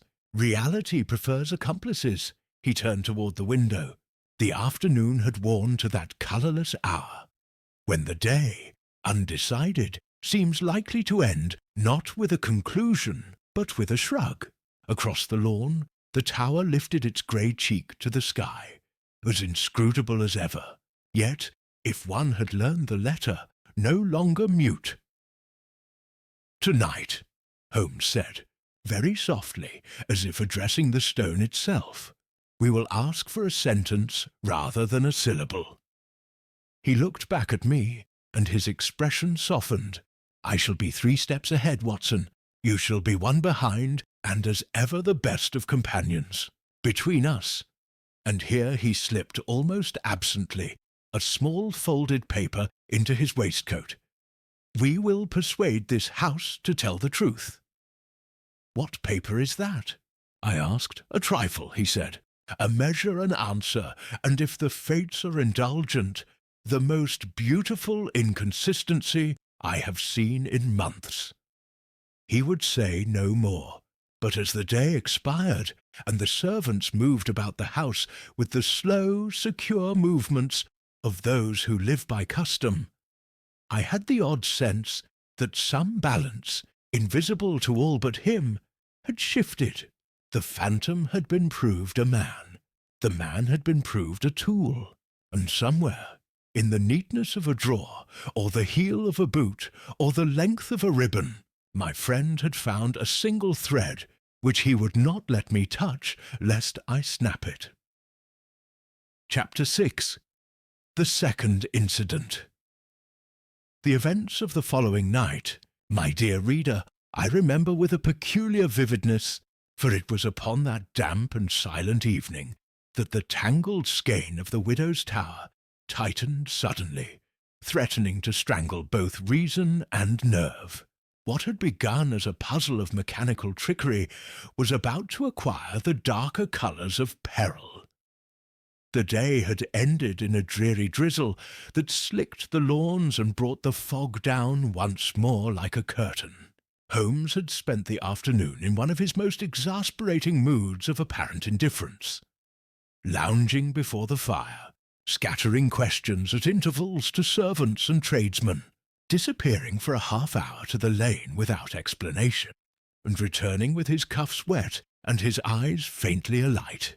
Whatever hidden clue he had discovered in the tower, he guarded it jealously, leaving me in that state of puzzled irritation familiar to any chronicler of his adventures. By 10 o'clock that night, the house had retired. Mrs. Whitcomb, upon Holmes's advice, confined herself to her room. Miss Lydia Vale was working late in her little office, the glow of her lamp faintly visible through the misted window. Jonas Firth had been transported to London earlier in the day, though Holmes had made it plain that the mechanist was only 1 note in a greater score. Holmes and I took up our watch in the shadowed angle between the tower and the eastern hedge. He had earlier placed several small markers, chalk, ribbon, and 2 pins in the turf, at intervals between the pond and the tower door. "The ghost has lost his craftsman," he murmured. "If the hand that wielded Firth chooses to work tonight, it must do so alone. That is when men err." Midnight had scarcely struck when a low metallic twang cut through the mist. Holmes stiffened. "The wire," he whispered. "It moves." From the tower there came the familiar sequence. A groaning hinge, a rasp as of a bar lifted, and then soft, deliberate footsteps upon stone. But this time there was no gauze-clad figure to descend. Instead, a light flared briefly in the upper slit window. A pale, wavering glow, like lantern light, half smothered by fog. Then, just as suddenly, it vanished. Holmes slipped through the tower door without a sound. I followed as best I could. The stair was black as a well, and twice my boots slipped upon the slick stone. Holmes's lantern remained shuttered. He moved by touch and memory, pausing at intervals to listen. Halfway up, a sound reached us. A different sound than before. Not the whisper of wire or the creak of old timber, but a muffled cry, quickly smothered. Holmes's hand gripped my arm like iron. "Watson," he breathed, "if someone is in the tower who should not be." We ascended rapidly. Near the top landing, Holmes flung open the lantern. The sudden blade of light cut through the gloom and revealed a scene both startling and alarming. Lying senseless upon the stone flags was Miss Lydia Vale, her lamp overturned beside her, the oil spreading in a thin, glistening pool. Above her, the barred door stood partly open, the bar itself raised and jammed awkwardly into the iron shoes. A coil of wire hung loose at the hinge, its end frayed as though hastily cut. Holmes was at her side in a moment, examining her pulse. "Alive," he muttered, "but stunned. A blow, perhaps. No, look here, Watson, the sleeve." He held up her right arm. Near the elbow the fabric was singed, the skin beneath reddened. "Burned," I said. "Oil lamp? Not oil. Something hotter. A jet flame. Someone was here with her. Someone who handled Firth's apparatus." Holmes moved to the door. The inner chamber, long locked, lay open at last. By the light of the lantern we saw a narrow room, circular, bare, but for an iron coffer against the wall, and a scatter of ancient worm-eaten furniture. Across the floor trailed a length of fine wire, now broken. Near the coffer lay a leather satchel, its flap torn open, papers strewn about like dry leaves. Holmes dropped to his knees and examined the coffer's lock. The key was still in place. "They were searching," he said grimly. "And they were interrupted. By Miss Vale? Undoubtedly. She came upon them by chance, or followed them, and was silenced for her trouble." He rose and turned to me. "Watson, fetch Mrs. Whitcomb at once, and send a footman to rouse the groom. No one leaves this house until morning." When I returned with Mrs. Whitcomb, pale, anxious, but resolute, Holmes had already restored Miss Vale to consciousness. She sat propped against the wall, bewildered but conscious. The burn on her arm had been dressed. Her first words were faltering but clear. "I heard a sound," she whispered. "I thought someone in the office, but it was here. The door, it was open. I had the key. How could it—" She broke off, wincing. "Did you see anyone?" Holmes asked gently. She shook her head. Only the light, and then someone behind me. I fell. There was heat on my arm, and then nothing." Mrs. Whitcomb knelt beside her, taking her hand. "Lydia, my dear, you should have stayed in your room. This is no matter for you." Holmes's eyes, however, were elsewhere. He moved around the chamber like a man tracing the shape of an invisible creature. Near the satchel he paused. The papers were old, deeds, letters, maps, but among them lay a small roll of vellum, bound with faded twine. Holmes picked it up, glanced at the contents briefly, and slipped it into his coat without comment. Then, suddenly, he crouched by the door and examined the floor closely. "Interesting," he murmured. "What is it?" I asked. He held up a sliver of dark leather, no larger than a coin, with a distinctive steel nail embedded at an angle. "Heel fragment," he said. "Steel-rimmed, broken in haste. Our midnight visitor fled in a hurry."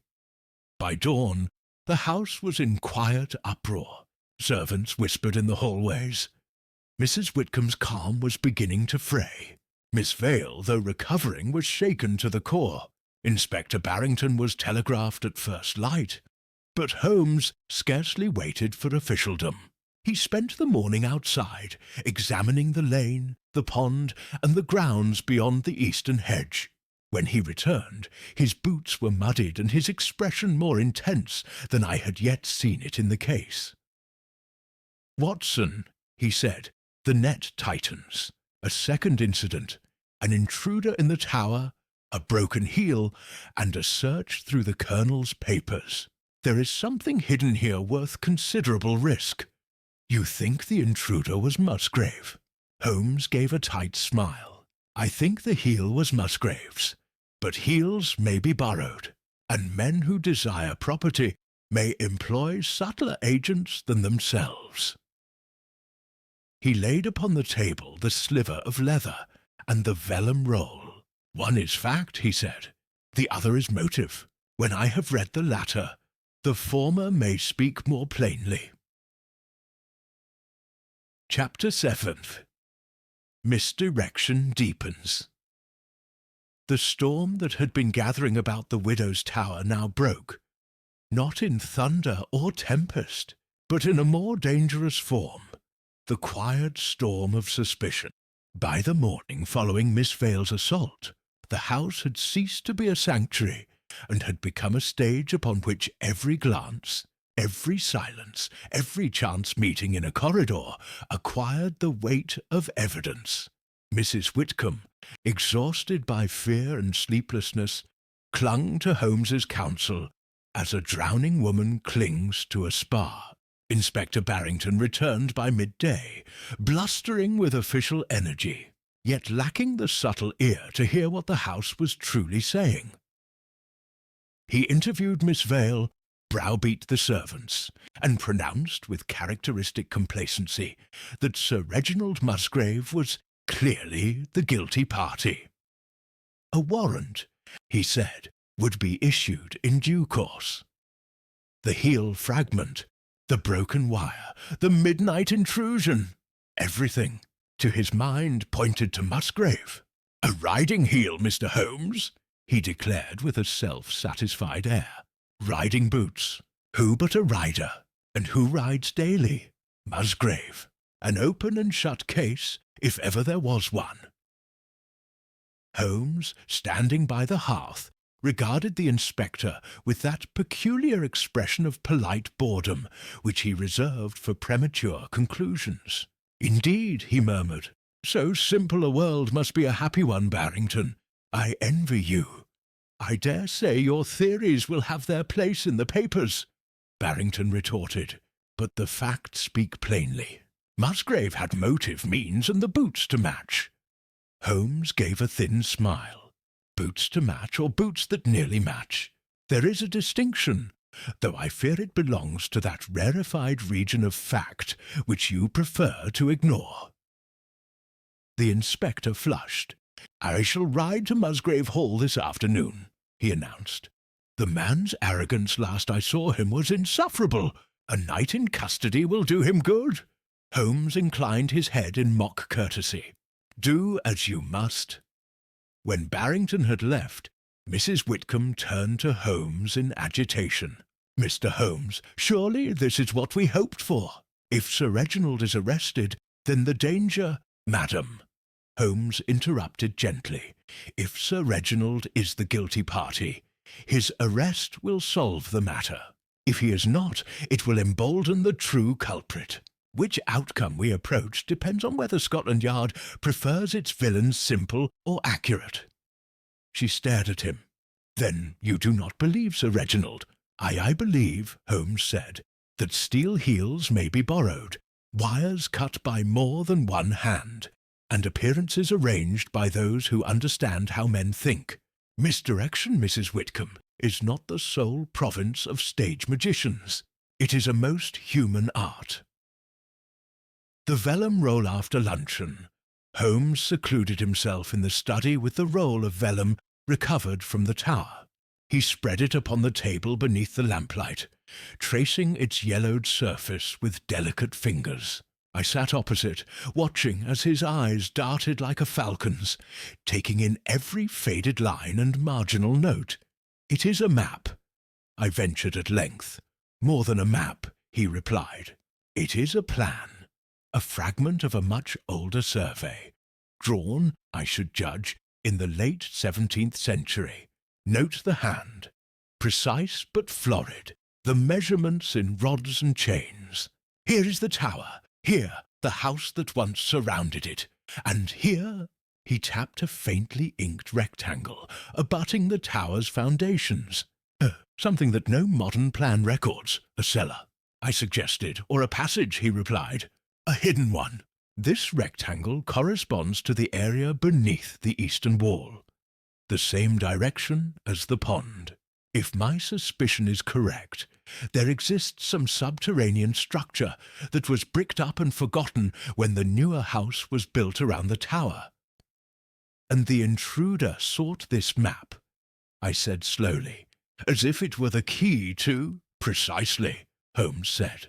Not papers, not family letters, not deeds of sale. A plan. He rolled the vellum carefully and slipped it back into his coat. His eyes were alight now, not with excitement, but with the focused energy of a man who has glimpsed the outline of an adversary's hand. A visit from Musgrave. Later that afternoon, Sir Reginald Musgrave himself rode up to the house, his great bay gelding steaming in the cold air.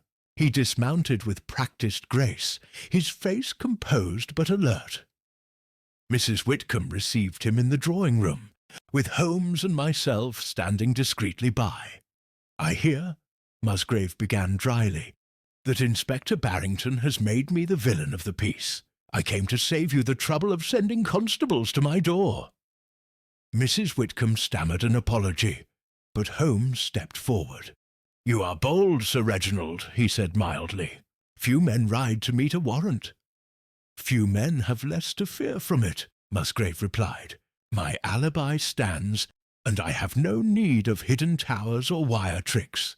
Frankly, Holmes, the notion is absurd." Holmes's gaze flicked to the man's boots, newly polished, both heels intact. "Yet a fragment of your heel was found in the tower last night," he said softly. Musgrave laughed, but the sound rang hollow. "Then someone has stolen my boots, Mr. Holmes. Perhaps I ought to accuse your inspector of borrowing them. Or," Holmes said, his tone deceptively mild, "someone has borrowed your appearance. A familiar boot print can be a convenient mask. I advise caution, Sir Reginald. The stage is crowded, and not all actors speak their lines honestly." Musgrave's eyes narrowed. "You think me a pawn in someone else's game?" "I think," Holmes replied, "that pawns often stand nearest the king's." The baronet gave a stiff bow and departed, his horse's hoofs clattering down the drive. Mrs. Whitcomb collapsed into a chair, visibly shaken. Holmes's unpredictable turn-it was toward evening when Holmes began to act in a manner that, to me, seemed entirely erratic. He requested lanterns brought to the pond and tower, then dismissed me brusquely when I attempted to accompany him. He disappeared for nearly an hour into the grounds, returning with mud on his boots and a peculiar gleam in his eye. "Watson," he said, "I require that you do nothing unusual tonight. Retire at the usual hour. Appear to sleep soundly. But keep your revolver within reach." I stared at him. "Holmes, what are you planning?" He smiled faintly. "Something unorthodox. The phantom is gone, the mechanist imprisoned, but the hand that writes this drama is still at large. Tonight we invite the author to finish his script." And with that cryptic remark, he vanished again, this time into the tower itself, taking only his lantern, a coil of rope, and the vellum plan. I did not see him for the remainder of the evening. Misdirection takes root. As night fell, tensions in the house reached a fever pitch. Mrs. Whitcomb was convinced that Musgrave would return to finish what he had begun. Miss Vale, pale but determined, insisted upon working late to help her mistress. The servants whispered of seeing figures in the mist, though each tale contradicted the other. And then, shortly after 11, a different kind of rumour spread. One of the stable boys swore he had seen a tall man in a riding cloak walking toward the tower from the lane. Another servant claimed to have seen Musgrave's distinctive bay horse tethered by the hedgerow. The household was in uproar before a single footstep echoed on the stair. I armed myself and made for the tower, but Holmes intercepted me in the passage, appearing suddenly out of the gloom with a finger to his lips. His expression was taut with purpose. "Not yet, Watson," he whispered. "Let the misdirection ripen. Someone has sewn it too carefully to abandon now." The false culprit moments later Barrington and his men arrived, breathless and flushed with triumph. "We've got him!" the inspector cried. "Musgrave, caught skulking near the grounds." They dragged in a cloaked figure, face shadowed beneath a wide-brimmed hat. For an instant I thought the inspector correct. For the man's boots were Musgrave's. The riding cloak matched, and the horse outside was indeed the bay gelding. But when the hat was lifted, it was not Musgrave who stared back, but one of his grooms, pale, sweating, and terrified. "He paid me," the man blurted before Barrington could speak. "He paid me to ride here, to walk near the tower, just for an hour. Said I'd earn a sovereign for my trouble." Barrington sputtered. "This is evidence against him." Holmes stepped forward. "This," he said calmly, "is evidence of arrangement. Someone wished the house to believe Musgrave approached the tower tonight. Someone who knew that a Musgrave sighting would cause panic."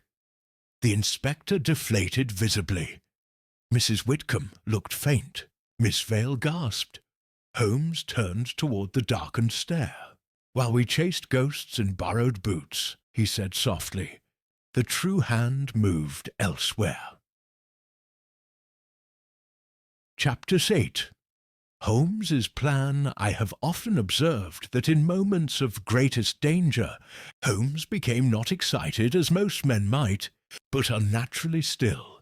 His gestures measured, his words spare, his eyes bright as a surgeon's before an operation. That night at the Widow's Tower, he moved with precisely that uncanny calm, while the household and Scotland Yard officers whirled around him like leaves in a gust. It was shortly after midnight when the last of the excitement surrounding the false Musgrave sighting had subsided. The groom who had been caught impersonating his master was under guard in the servants' hall. Inspector Barrington, flushed with humiliation, was drafting a new set of orders in Mrs. Whitcomb's study, and the household, though outwardly calmed, was tense as a wire. Holmes, meanwhile, had vanished into the tower. I found him there not long after, by no design of his, but by the ungovernable instinct of one who has followed him through many a perilous night. The spiral stair was dark, the air cold and still. At the top, the lantern light revealed Holmes crouched beside the door, sleeves rolled, fingers busy with some apparatus I could not immediately comprehend. The bar had been lifted from its iron shoes and lay beside him. A coil of thin wire gleamed faintly in the lamplight. He worked quickly, feeding the wire through the narrow groove between stone and wood, looping it around some hidden mechanism at the hinge, and anchoring it to a small iron peg he had driven into the inner wall. "You are setting a trap," I whispered. He did not look up. "A web, Watson. Spiders spin patiently, knowing their prey will return to the same thread that once carried them." "To catch whom?" He gave a slight smile. "Not Musgrave nor his hapless groom. The mind behind this game is precise, calculating, and utterly confident. Such a mind cannot resist the impulse to finish what it has so artfully begun." He stood and tugged the wire lightly. A faint rasp answered from the hinge. "Excellent. Our friend will find the phantom stair as he left it, ready to walk again. But tonight it will walk to greet him." Holmes's instructions back in the parlour. Holmes gathered the household in a manner I can only describe as theatrical. Mrs. Whitcomb, Inspector Barrington, Miss Vale, still pale from her ordeal, and several servants stood uneasily as Holmes laid out his instructions. "Tonight," he said, "the tower is to remain unlit. No one is to approach it after 11. Dr. Watson and I will retire early. Inspector Barrington may place his men as he sees fit, but quietly. Any overt patrols will only drive the culprit into retreat." Barrington grumbled something about detective theatrics, but Holmes ignored him. He fixed Mrs. Whitcomb with a penetrating gaze. Madam, whatever you hear tonight, footsteps, bolts, lights, you must not leave your chamber." She inclined her head gravely. "I shall do as you say." Holmes then turned to Miss Vale. "And you, Miss Vale, you are to work late in your office, as you have done every night this past week." Her eyes widened.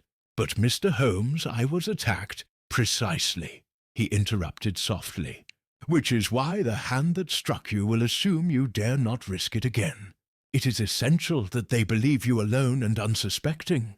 I will see to your safety." Miss Vale hesitated, then nodded slowly, perhaps reassured by the steely confidence in his voice. Finally, Holmes drew me aside into the shadowed hallway. "Watson," he said quietly, "your revolver. Tonight I require you not as chronicler, but as sentinel. You will take up position behind the panelled recess at the base of the tower stair. Do not stir until you hear the agreed signal. A single knock, followed by silence. Then and only then come up." "What are you expecting, Holmes?" He gave a faint shrug. "A confession of the hands, if not of the tongue." The midnight watch, the hours that followed, were long and heavy with expectation. I concealed myself in the narrow recess opposite the tower door, revolver in hand, straining to catch any sound beyond the distant ticking of the great clock in the hall. The house seemed to hold its breath. Somewhere outside, a dog barked once and fell silent. At length, close upon 1 o'clock, I heard it. A single soft creak from the direction of the tower door. My pulse quickened. Another sound followed, a faint scraping, metallic, deliberate. Then a click.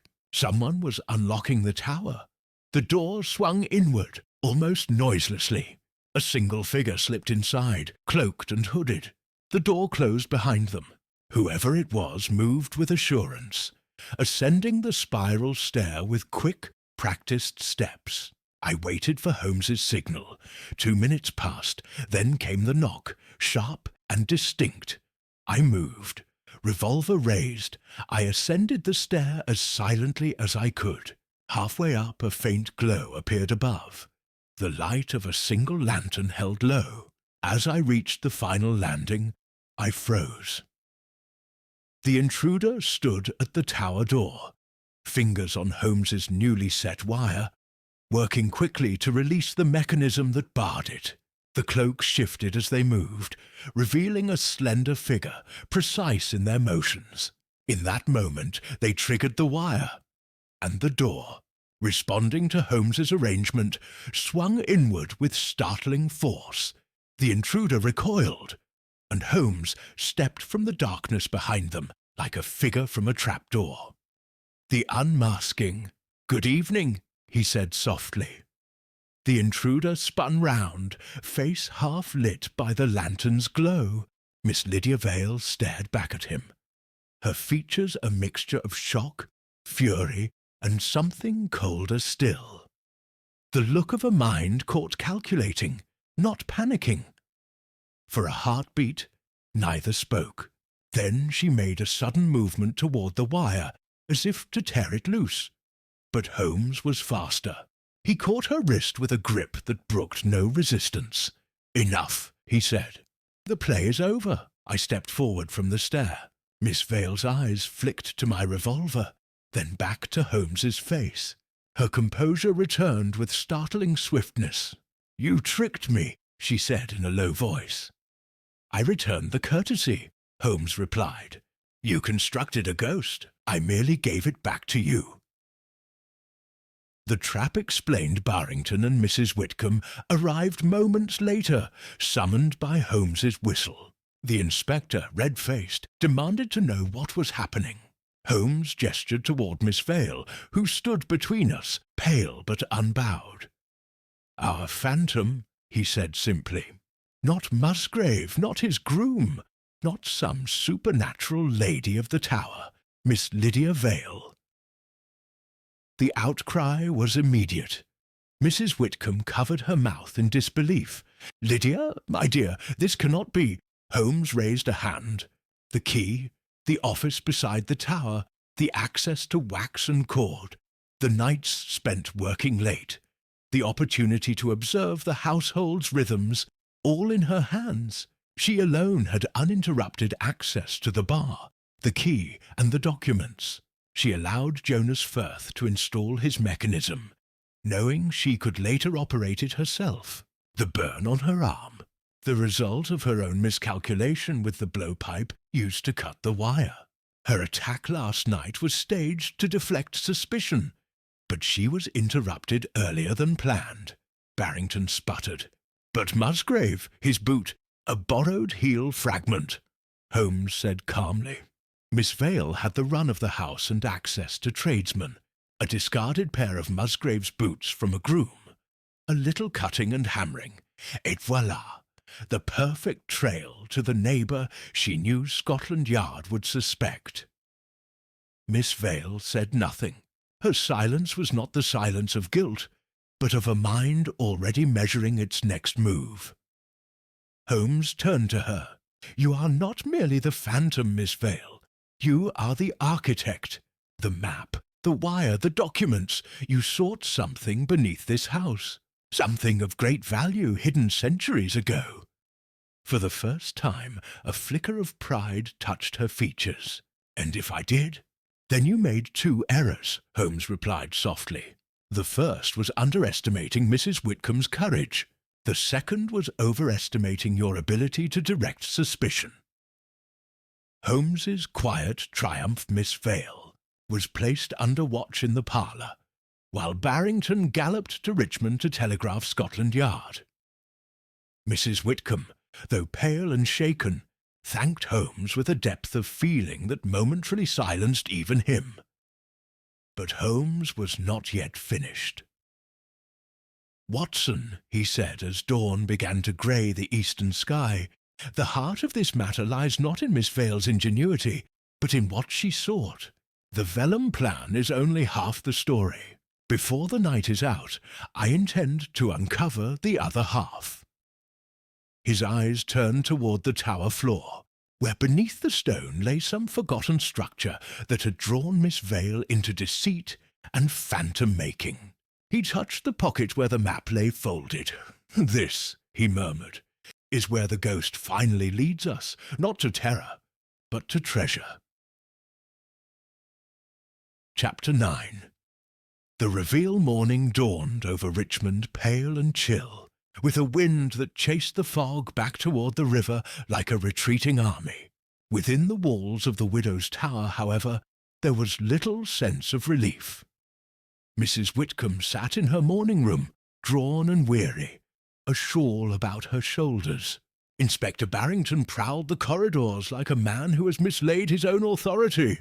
Miss Lydia Vale, the quiet phantom, remained under guard in the library, her hands folded, her expression one of imperturbable composure, as though she were merely waiting for the curtain to rise on the final act of a play she had written herself.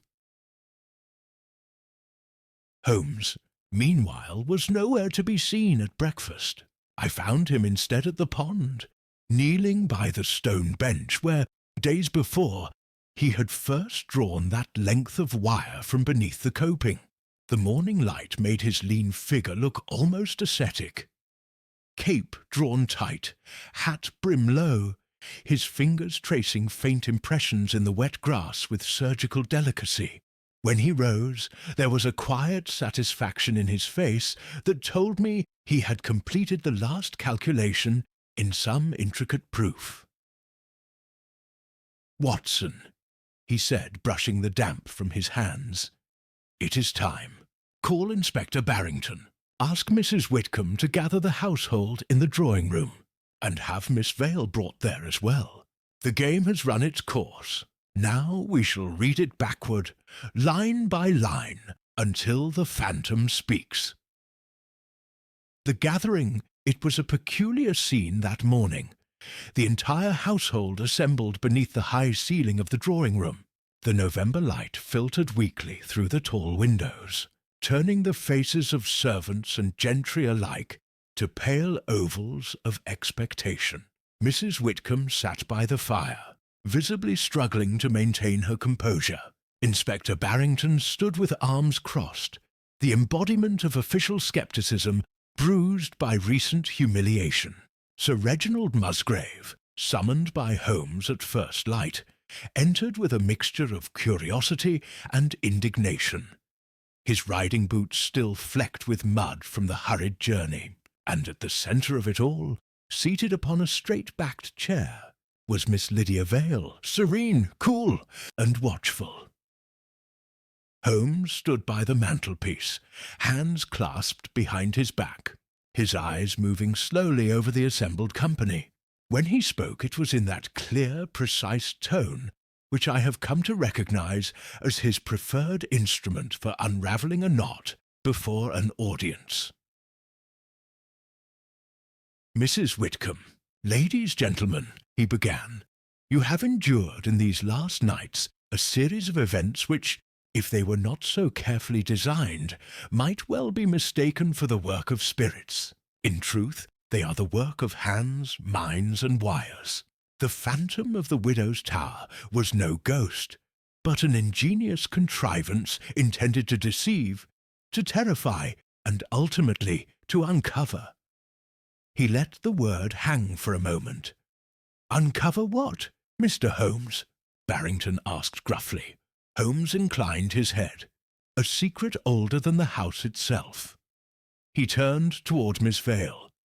"The author of this drama, as you now know, is Miss Lydia Vale. Her motive was not envy, nor revenge, nor the idle cruelty of a mischief-maker. It was calculation. But before we come to that, let us first dispel the mist with facts." The mechanics of a phantom Holmes paced before the hearth, his eyes alight with that peculiar brilliance that accompanies the full disclosure of his reasoning. "Some weeks ago," he began, "Miss Vale discovered in the old coffer in the tower a vellum plan, a survey dating to the 17th century. It revealed the existence of a subterranean chamber beneath the eastern wall, long bricked up and forgotten when the newer house was built. She realized that if she could explore that chamber undetected, she might uncover something of considerable value. Perhaps treasure, perhaps documents, perhaps contraband long buried. But to do so, she required privacy, fear, and distraction. She found a willing accomplice in Jonas Firth, a mechanist and lanternist of some skill.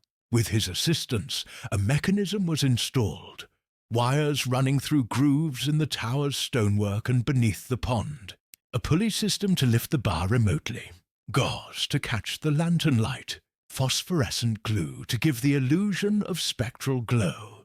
At night, the tower would appear to unbar itself, and a phantom figure would ascend and descend. The household would be terrified. Scotland Yard, predictably, would blame a neighbour.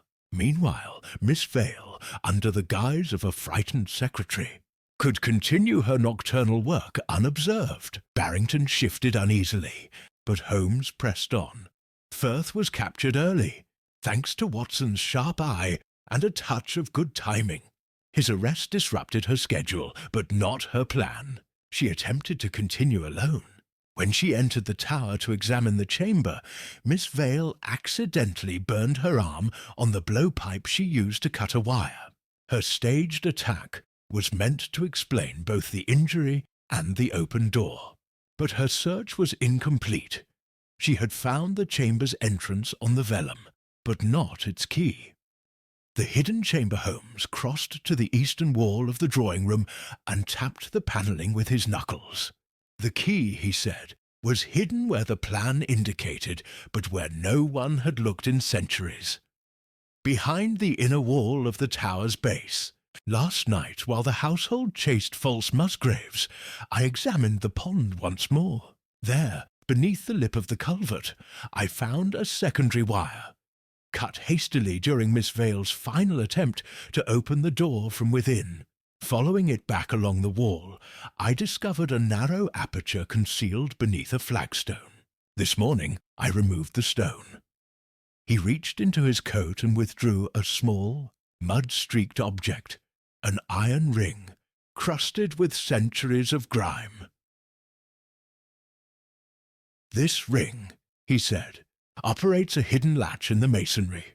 It releases a section of the tower's foundation to reveal a flight of steps leading downward." The room stirred audibly. Miss Vale's composure flickered for the first time. A faint tightening at the corner of her mouth betrayed her. Holmes's eyes met hers. "You did not have time to find it, Miss Vale. Your staged haunting bought you nights, but not enough." The role of Musgrave. "Sir Reginald Musgrave," Holmes continued, turning toward the baronet, "was, as I suspected, an unwitting scapegoat. Miss Vale acquired an old pair of your boots, likely through your groom, and cut the heel to match the prints she intended to leave. The broken fragment we found by the pond was no accident. It was placed to point suspicion squarely at you, knowing that your interest in the property and your public arrogance would make you an ideal villain for Scotland Yard's imagination." Musgrave gave a curt, almost grudging nod. "I thought it odd," he muttered, "when a pair of my old riding boots disappeared from the tack-room." "Exactly," Holmes said. "Misdirection at its most elegant. Mechanical phantoms to draw attention to the supernatural. False boot prints to draw attention to the neighbour. Meanwhile, the true culprit moved through the tower unseen, opening walls that had not felt human hands since the time of James II. The motive revealed Holmes turned back to Miss Vale. "But why? What did you hope to find below? Not mere gold, I think." "No, Miss Vale. Your cousin's letters gave you the clue, did they not? In your office on the pen rest, I found the same distinctive wax as that sealing a letter in the coffer, a letter referring obliquely to the reliquary beneath the widow's watch. You recognized what others overlooked, that the tower, originally part of a Tudor estate, was rumoured to have sheltered a recusant chapel during the religious upheavals of the 17th century. Relics, gold, documents, hidden away when persecution swept the land. You intended to find and claim them for yourself." For the first time Miss Vale spoke, not with denial, but with bitter clarity. "And why should they lie forgotten while she glanced coldly at Mrs. Whitcomb, sits on them like a brooding hen? They belong to no one now." Holmes inclined his head. "An argument some might entertain, but the law and I prefer different arithmetic." The final flourish Holmes drew himself up, his eyes sweeping the room. "Thus the phantom is explained. The mechanism was Firth's craft, the design Miss Vale's intellect, the misdirection Musgrave's unwitting contribution. The second incident was her attempt to finish what Firth had begun. And last night, the trap I set in the tower, reversing her own wire, caught her returning to do just that." He paused.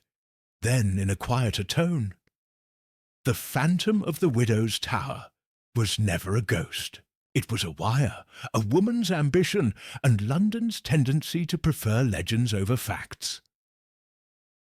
There was silence. The servants looked upon Miss Vale as though seeing her for the first time. Mrs. Whitcomb sat rigid, pale with disbelief and pain. Barrington cleared his throat loudly, eager to reclaim authority. "Well," he blustered, "we'll have her conveyed to London at once. Charges of fraud, assault, trespass. Why, this will be in all the papers." Miss Vale's calm returned. "You're clever, Mr. Holmes," she said quietly, "but you didn't find what's beneath." Holmes smiled faintly. "No, Miss Vale, we shall find it, under the eyes of the law." Holmes alone later that morning, after the commotion had subsided and Miss Vale had been taken away, I found Holmes alone at the tower's base. The flagstone he had mentioned lay aside, and beneath it yawned a narrow stone stair, descending into darkness. He stood at the threshold, lantern in hand, peering downward. "Are you going down?" I asked. "In due course," he said. "But for now the phantom is laid to rest. What lies beneath is archaeology, not deduction, and archaeology can wait until after breakfast." He straightened, and for a moment his expression softened with something like satisfaction. Not triumph exactly, but the quiet pleasure of a mind that has seen every cog turn precisely as it expected. "Watson," he said, "oh, there is nothing so dangerous as a clever woman who believes she has been overlooked. Lydia Vale nearly played the perfect hand. But nearly," he added, "is my business." Chapter 6. The aftermath it has been my lot, in those years privileged by friendship with Sherlock Holmes, to witness many dramas whose last act was played not amidst trumpet blare and cheering throngs, but in hush and lamplight, with the dust settling tenderly upon the scene and the players, guilty and innocent alike, made suddenly small by the simple arithmetic of consequences.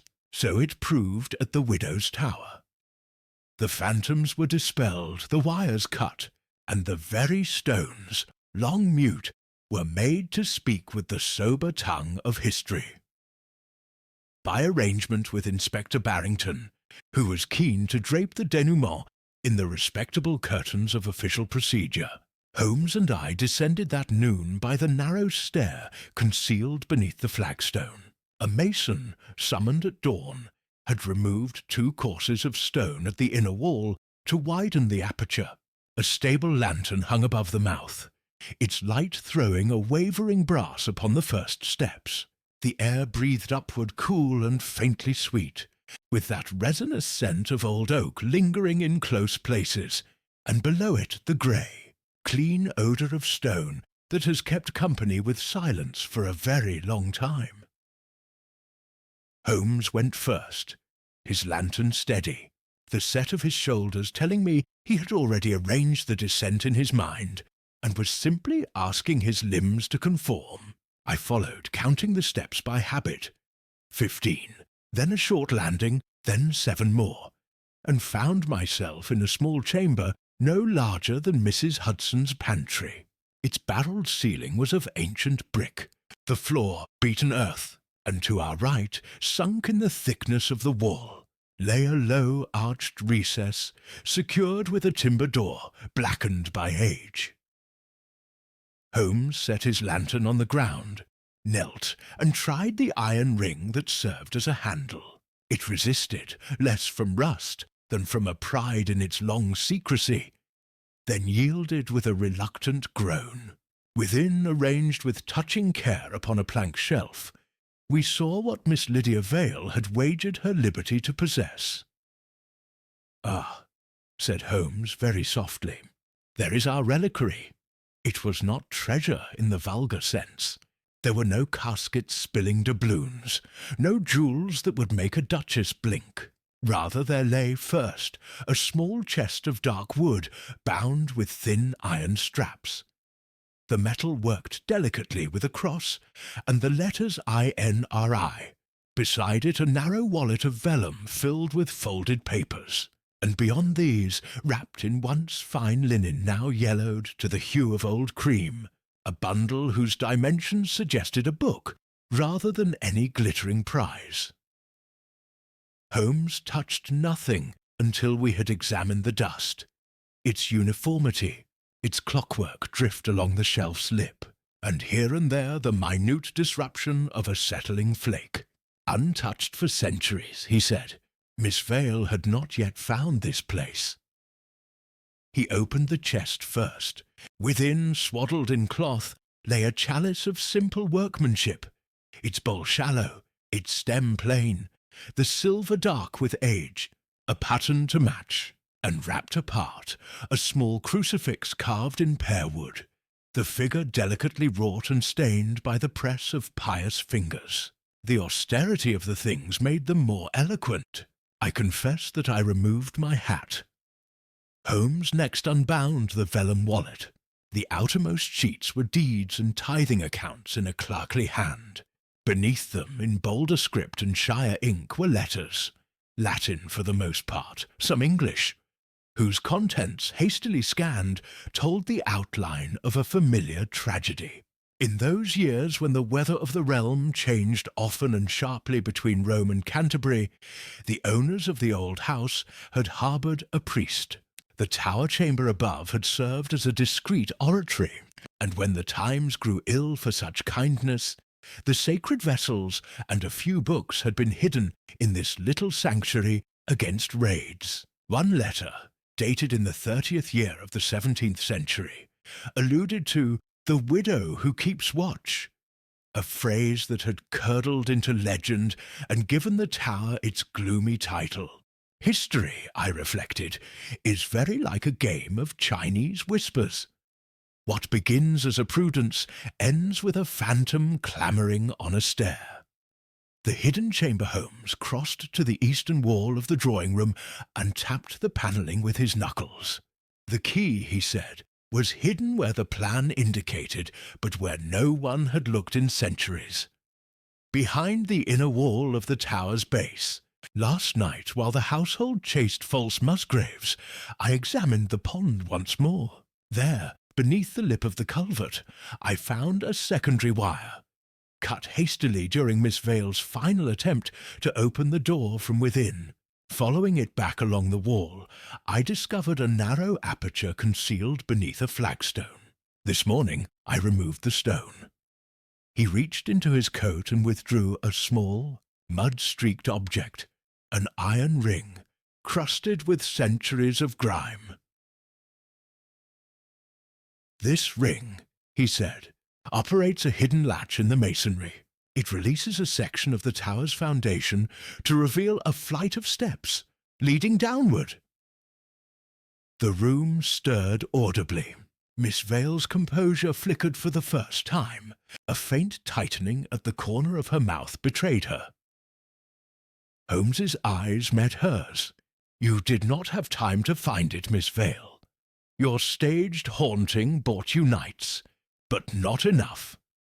The role of Musgrave." Sir Reginald Musgrave, Holmes continued, turning toward the baronet, was, as I suspected, an unwitting scapegoat. Miss Vale acquired an old pair of your boots, likely through your groom, and cut the heel to match the prints she intended to leave. The broken fragment we found by the pond was no accident. It was placed to point suspicion squarely at you, knowing that your interest in the property and your public arrogance would make you an ideal villain for Scotland Yard's imagination. Musgrave gave a curt, almost grudging nod. "I thought it odd," he muttered, when a pair of my old riding boots disappeared from the tack-room. "Exactly," Holmes said. "Misdirection at its most elegant. Mechanical phantoms to draw attention to the supernatural. False boot prints to draw attention to the neighbour. Meanwhile, the true culprit moved through the tower unseen, opening walls that had not felt human hands since the time of James II. The motive revealed Holmes turned back to Miss Vale. "But why? What did you hope to find below? Not mere gold, I think." "No, Miss Vale. Your cousin's letters gave you the clue, did they not? In your office, on the pen rest, I found the same distinctive wax as that sealing a letter in the coffer, a letter referring obliquely to the reliquary beneath the widow's watch. You recognized what others overlooked, that the tower, originally part of a Tudor estate, was rumoured to have sheltered a recusant chapel during the religious upheavals of the 17th century. Relics, gold, documents, hidden away when persecution swept the land. You intended to find and claim them for yourself." For the first time Miss Vale spoke, not with denial, but with bitter clarity. And why should they lie forgotten while she glanced coldly at Mrs. Whitcomb, sits on them like a brooding hen? They belong to no one now. Holmes inclined his head. An argument some might entertain, but the law and I prefer different arithmetic. The final flourish Holmes drew himself up, his eyes sweeping the room. Thus the phantom is explained. The mechanism was Firth's craft, the design Miss Vale's intellect, the misdirection Musgrave's unwitting contribution. The second incident was her attempt to finish what Firth had begun. And last night, the trap I set in the tower, reversing her own wire, caught her returning to do just that. He paused, then in a quieter tone, "The phantom of the widow's tower was never a ghost. It was a wire, a woman's ambition, and London's tendency to prefer legends over facts." There was silence. The servants looked upon Miss Vale as though seeing her for the first time. Mrs. Whitcomb sat rigid, pale with disbelief and pain. Barrington cleared his throat loudly, eager to reclaim authority. "Well," he blustered, "we'll have her conveyed to London at once. Charges of fraud, assault, trespass. Why, this will be in all the papers." Miss Vale's calm returned. "You're clever, Mr. Holmes," she said quietly, "but you didn't find what's beneath." Holmes smiled faintly. "No, Miss Vale, we shall find it, under the eyes of the law." Holmes alone later that morning, after the commotion had subsided and Miss Vale had been taken away, I found Holmes alone at the tower's base. The flagstone he had mentioned lay aside, and beneath it yawned a narrow stone stair, descending into darkness. He stood at the threshold, lantern in hand, peering downward. "Are you going down?" I asked. "In due course," he said. "But for now the phantom is laid to rest. What lies beneath is archaeology, not deduction, and archaeology can wait until after breakfast." He straightened, and for a moment his expression softened with something like satisfaction. Not triumph exactly, but the quiet pleasure of a mind that has seen every cog turn precisely as it expected. "Watson," he said, "oh, there is nothing so dangerous as a clever woman who believes she has been overlooked. Lydia Vale nearly played the perfect hand. But nearly," he added, "is my business." Chapter 6. The aftermath it has been my lot, in those years privileged by friendship with Sherlock Holmes, to witness many dramas whose last act was played not amidst trumpet blare and cheering throngs, but in hush and lamplight, with the dust settling tenderly upon the scene and the players, guilty and innocent alike, made suddenly small by the simple arithmetic of consequences. So it proved at the widow's tower. The phantoms were dispelled, the wires cut, and the very stones, long mute, were made to speak with the sober tongue of history. By arrangement with Inspector Barrington, who was keen to drape the denouement in the respectable curtains of official procedure, Holmes and I descended that noon by the narrow stair concealed beneath the flagstone. A mason, summoned at dawn, had removed 2 courses of stone at the inner wall to widen the aperture. A stable lantern hung above the mouth, its light throwing a wavering brass upon the first steps. The air breathed upward cool and faintly sweet, with that resinous scent of old oak lingering in close places, and below it the grey, clean odour of stone that has kept company with silence for a very long time. Holmes went first, his lantern steady, the set of his shoulders telling me he had already arranged the descent in his mind, and was simply asking his limbs to conform. I followed, counting the steps by habit.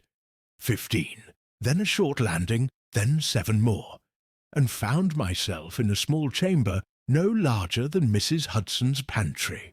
Its barrelled ceiling was of ancient brick, the floor beaten earth, and to our right, sunk in the thickness of the wall, lay a low arched recess, secured with a timber door, blackened by age.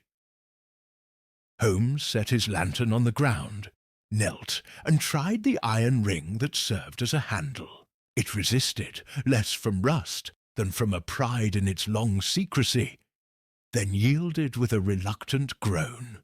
Within, arranged with touching care upon a plank shelf, we saw what Miss Lydia Vale had wagered her liberty to possess. "Ah," said Holmes very softly, "there is our reliquary." It was not treasure in the vulgar sense. There were no caskets spilling doubloons, no jewels that would make a duchess blink. Rather there lay, first, a small chest of dark wood, bound with thin iron straps. The metal worked delicately with a cross, and the letters INRI. Beside it a narrow wallet of vellum filled with folded papers, and beyond these, wrapped in once fine linen now yellowed to the hue of old cream, a bundle whose dimensions suggested a book rather than any glittering prize. Holmes touched nothing until we had examined the dust, its uniformity, its clockwork drift along the shelf's lip, and here and there the minute disruption of a settling flake. Untouched for centuries, he said. Miss Vale had not yet found this place. He opened the chest first. Within, swaddled in cloth, lay a chalice of simple workmanship, its bowl shallow, its stem plain, the silver dark with age, a pattern to match, and wrapped apart, a small crucifix carved in pear wood, the figure delicately wrought and stained by the press of pious fingers. The austerity of the things made them more eloquent. I confess that I removed my hat. Holmes next unbound the vellum wallet. The outermost sheets were deeds and tithing accounts in a clerkly hand.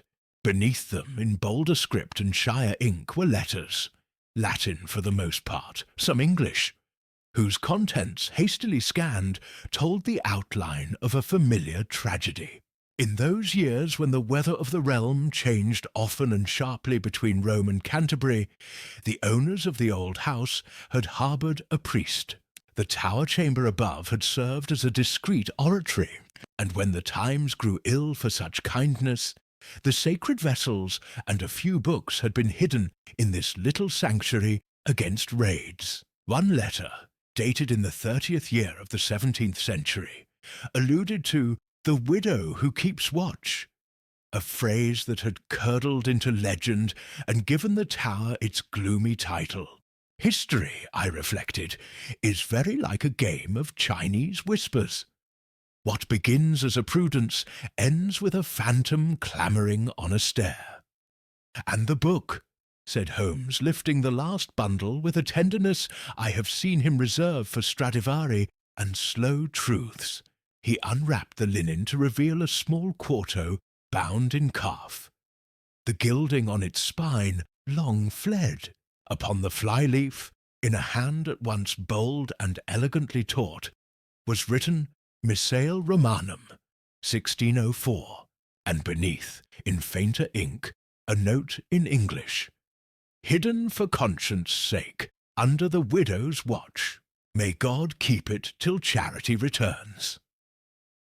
Holmes turned a page or two, his long finger hovering an instant over a rubric, then closed it gently. "There is your motive, Watson. Not avarice for gold, but a collector's covetousness for the rare and interdicted, scarcer than rubies to the right buyer, and twice as easily fenced, for they masquerade as scholarship."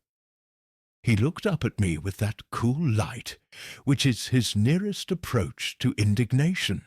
Miss Vale did not intend a respectable donation to a museum. There are dealers in London who pay handsomely for such things. No questions asked and no receipts written. We replaced all as we had found it and secured the recess. On our return to the upper air, the house, whose noises had seemed so intrusive days ago, now spoke with a homely good sense. The clink of crockery, a footman's measured step, Mrs. Whitcomb's low voice. She awaited us in the drawing-room. Inspector Barrington, his official crest somewhat restored by the prospect of inventory and custody, stood near the window consulting a notebook with prodigious application. Holmes laid the matter before them plainly. The chamber is found. Its contents are ecclesiastical and historical rather than pecuniary. A chalice, a paten, a crucifix, a missal, and certain papers. Their value in the market may be considerable. Their value as relics of conscience is greater. I advise, madam, that you place them for the present in the care of the authorities. Inspector Barrington will ensure their safe transfer, and, in due course, that you consult the British Museum regarding proper preservation and display. Barrington swelled. Quite so. I shall see them lodged with the magistrate until title is determined. There may be claims. There usually are, said Holmes mildly, but the law will manage its own labyrinth. What concerns us here is that the house be restored to its peace. Mrs. Whitcomb, who had listened with parted lips and wet eyes, rose and took Holmes's hand with a fervour that briefly disconcerted even him. "Mr. Holmes," she said, "I cannot repay you. You have saved my home, my reason, indeed, perhaps my life." "My dear madam," he returned with a little bow, "I have merely asked a door to answer when politely spoken to. It is the house that saved itself by being honest." The afternoon proceeded with that particular bustle which accompanies the reassertion of law after excitement. A constable rode to the magistrate. Another fetched a parish clergyman whom Mrs. Whitcomb desired to consult before anything was moved. Sir Reginald Musgrave, who had hovered at a distance with the resentful yet fascinated air of a man declining to admit how narrowly he escaped ridicule in the papers, approached Holmes with compelled courtesy. "You have my thanks," he said, chewing the words. "These last days have made me look the fool." "Not a difficult part for any of us, Sir Reginald," Holmes returned, with a dry civility which the baronet either did not hear or chose not to resent. "I advise you to alter the habits of your grooms. Old boots should be burned rather than left handy to the ambitions of others."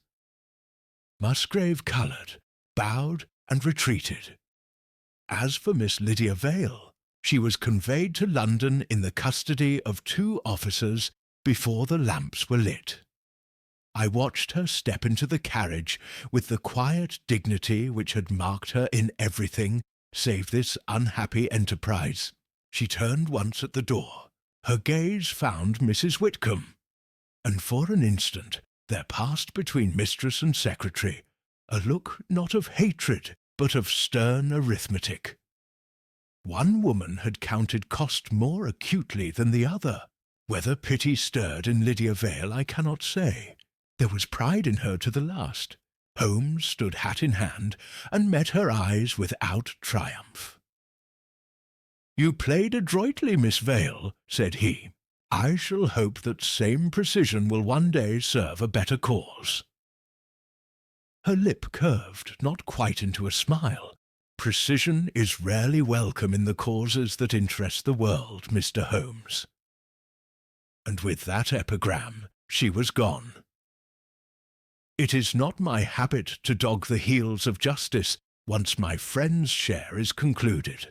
Yet I learned by channels open to any physician in London that Jonas Firth, the mechanist, turned King's evidence with alacrity when the full weight of the law's vocabulary was placed before him. He received a short term for his part in the fraud, and was later seen plying a humbler trade, mending lanterns in Lambeth.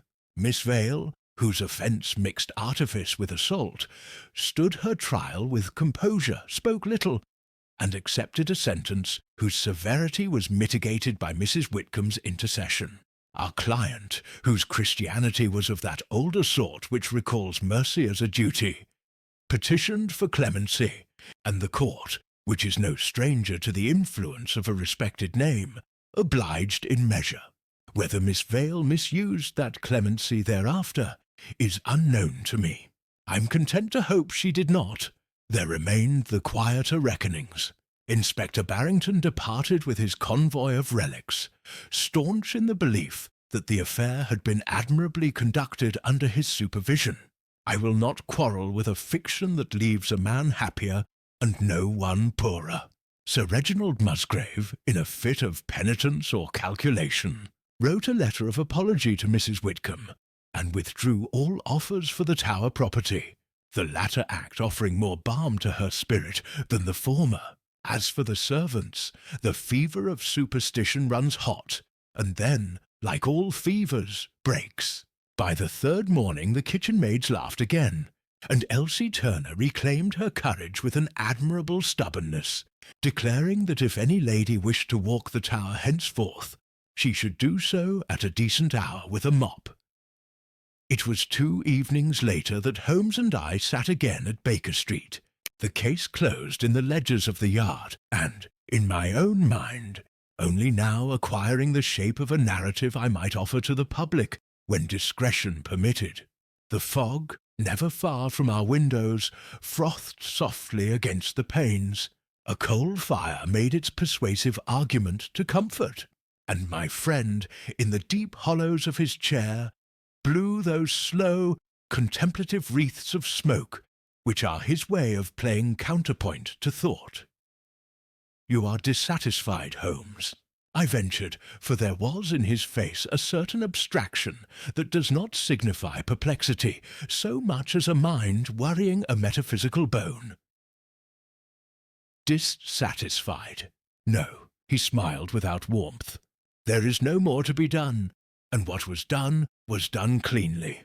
But the case leaves a taste, which is," he considered, "the taste of modern London laid over old England, wire over stone, misdirection over legend.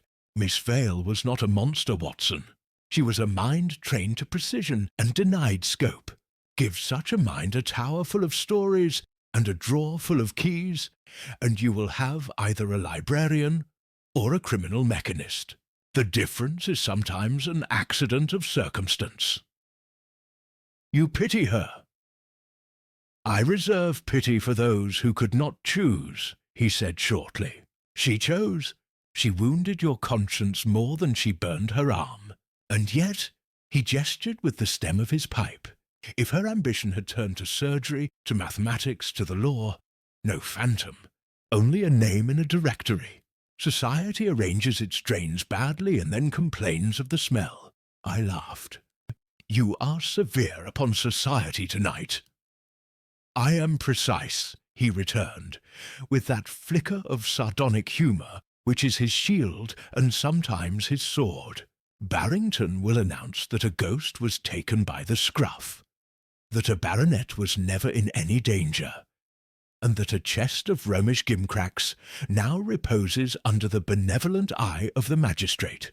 The public will conclude that superstition is a lower-class vice, and that the law is a gentleman with a lantern, all of which, in their way, are true. But truth, like the missile, has marginalia." He fell silent. The violin lying ready upon the side table caught his eye, but he did not lift it. Instead he stirred the ash with an absent-minded precision and turned the talk. "You remarked in the Tower, upon the sentence written in the missile, that it had been hidden till charity returns." "I did," said I. "A beautiful phrase." "Charity is a homely business," he said. "It is the maid sweeping the stair after the phantom has done gliding. It is the widow sleeping at last, because wires no longer sing in her walls. It is the unwillingness to ruin a mechanist who can be repaired. We have been useful in the small. The large looks after itself." "You mean history?" "I mean fog," he said, and smiled, for he knew I should not understand him, and did not greatly mind. Before we retired, he took from the mantel a small object wrapped in tissue, and placed it in my hand. It was the pearwood crucifix, its surface worn satin smooth by vanished fingers. "Mrs. Whitcomb pressed it upon me," he said, almost apologetically. The magistrate has more than enough to inventory, and she insists I keep a memento.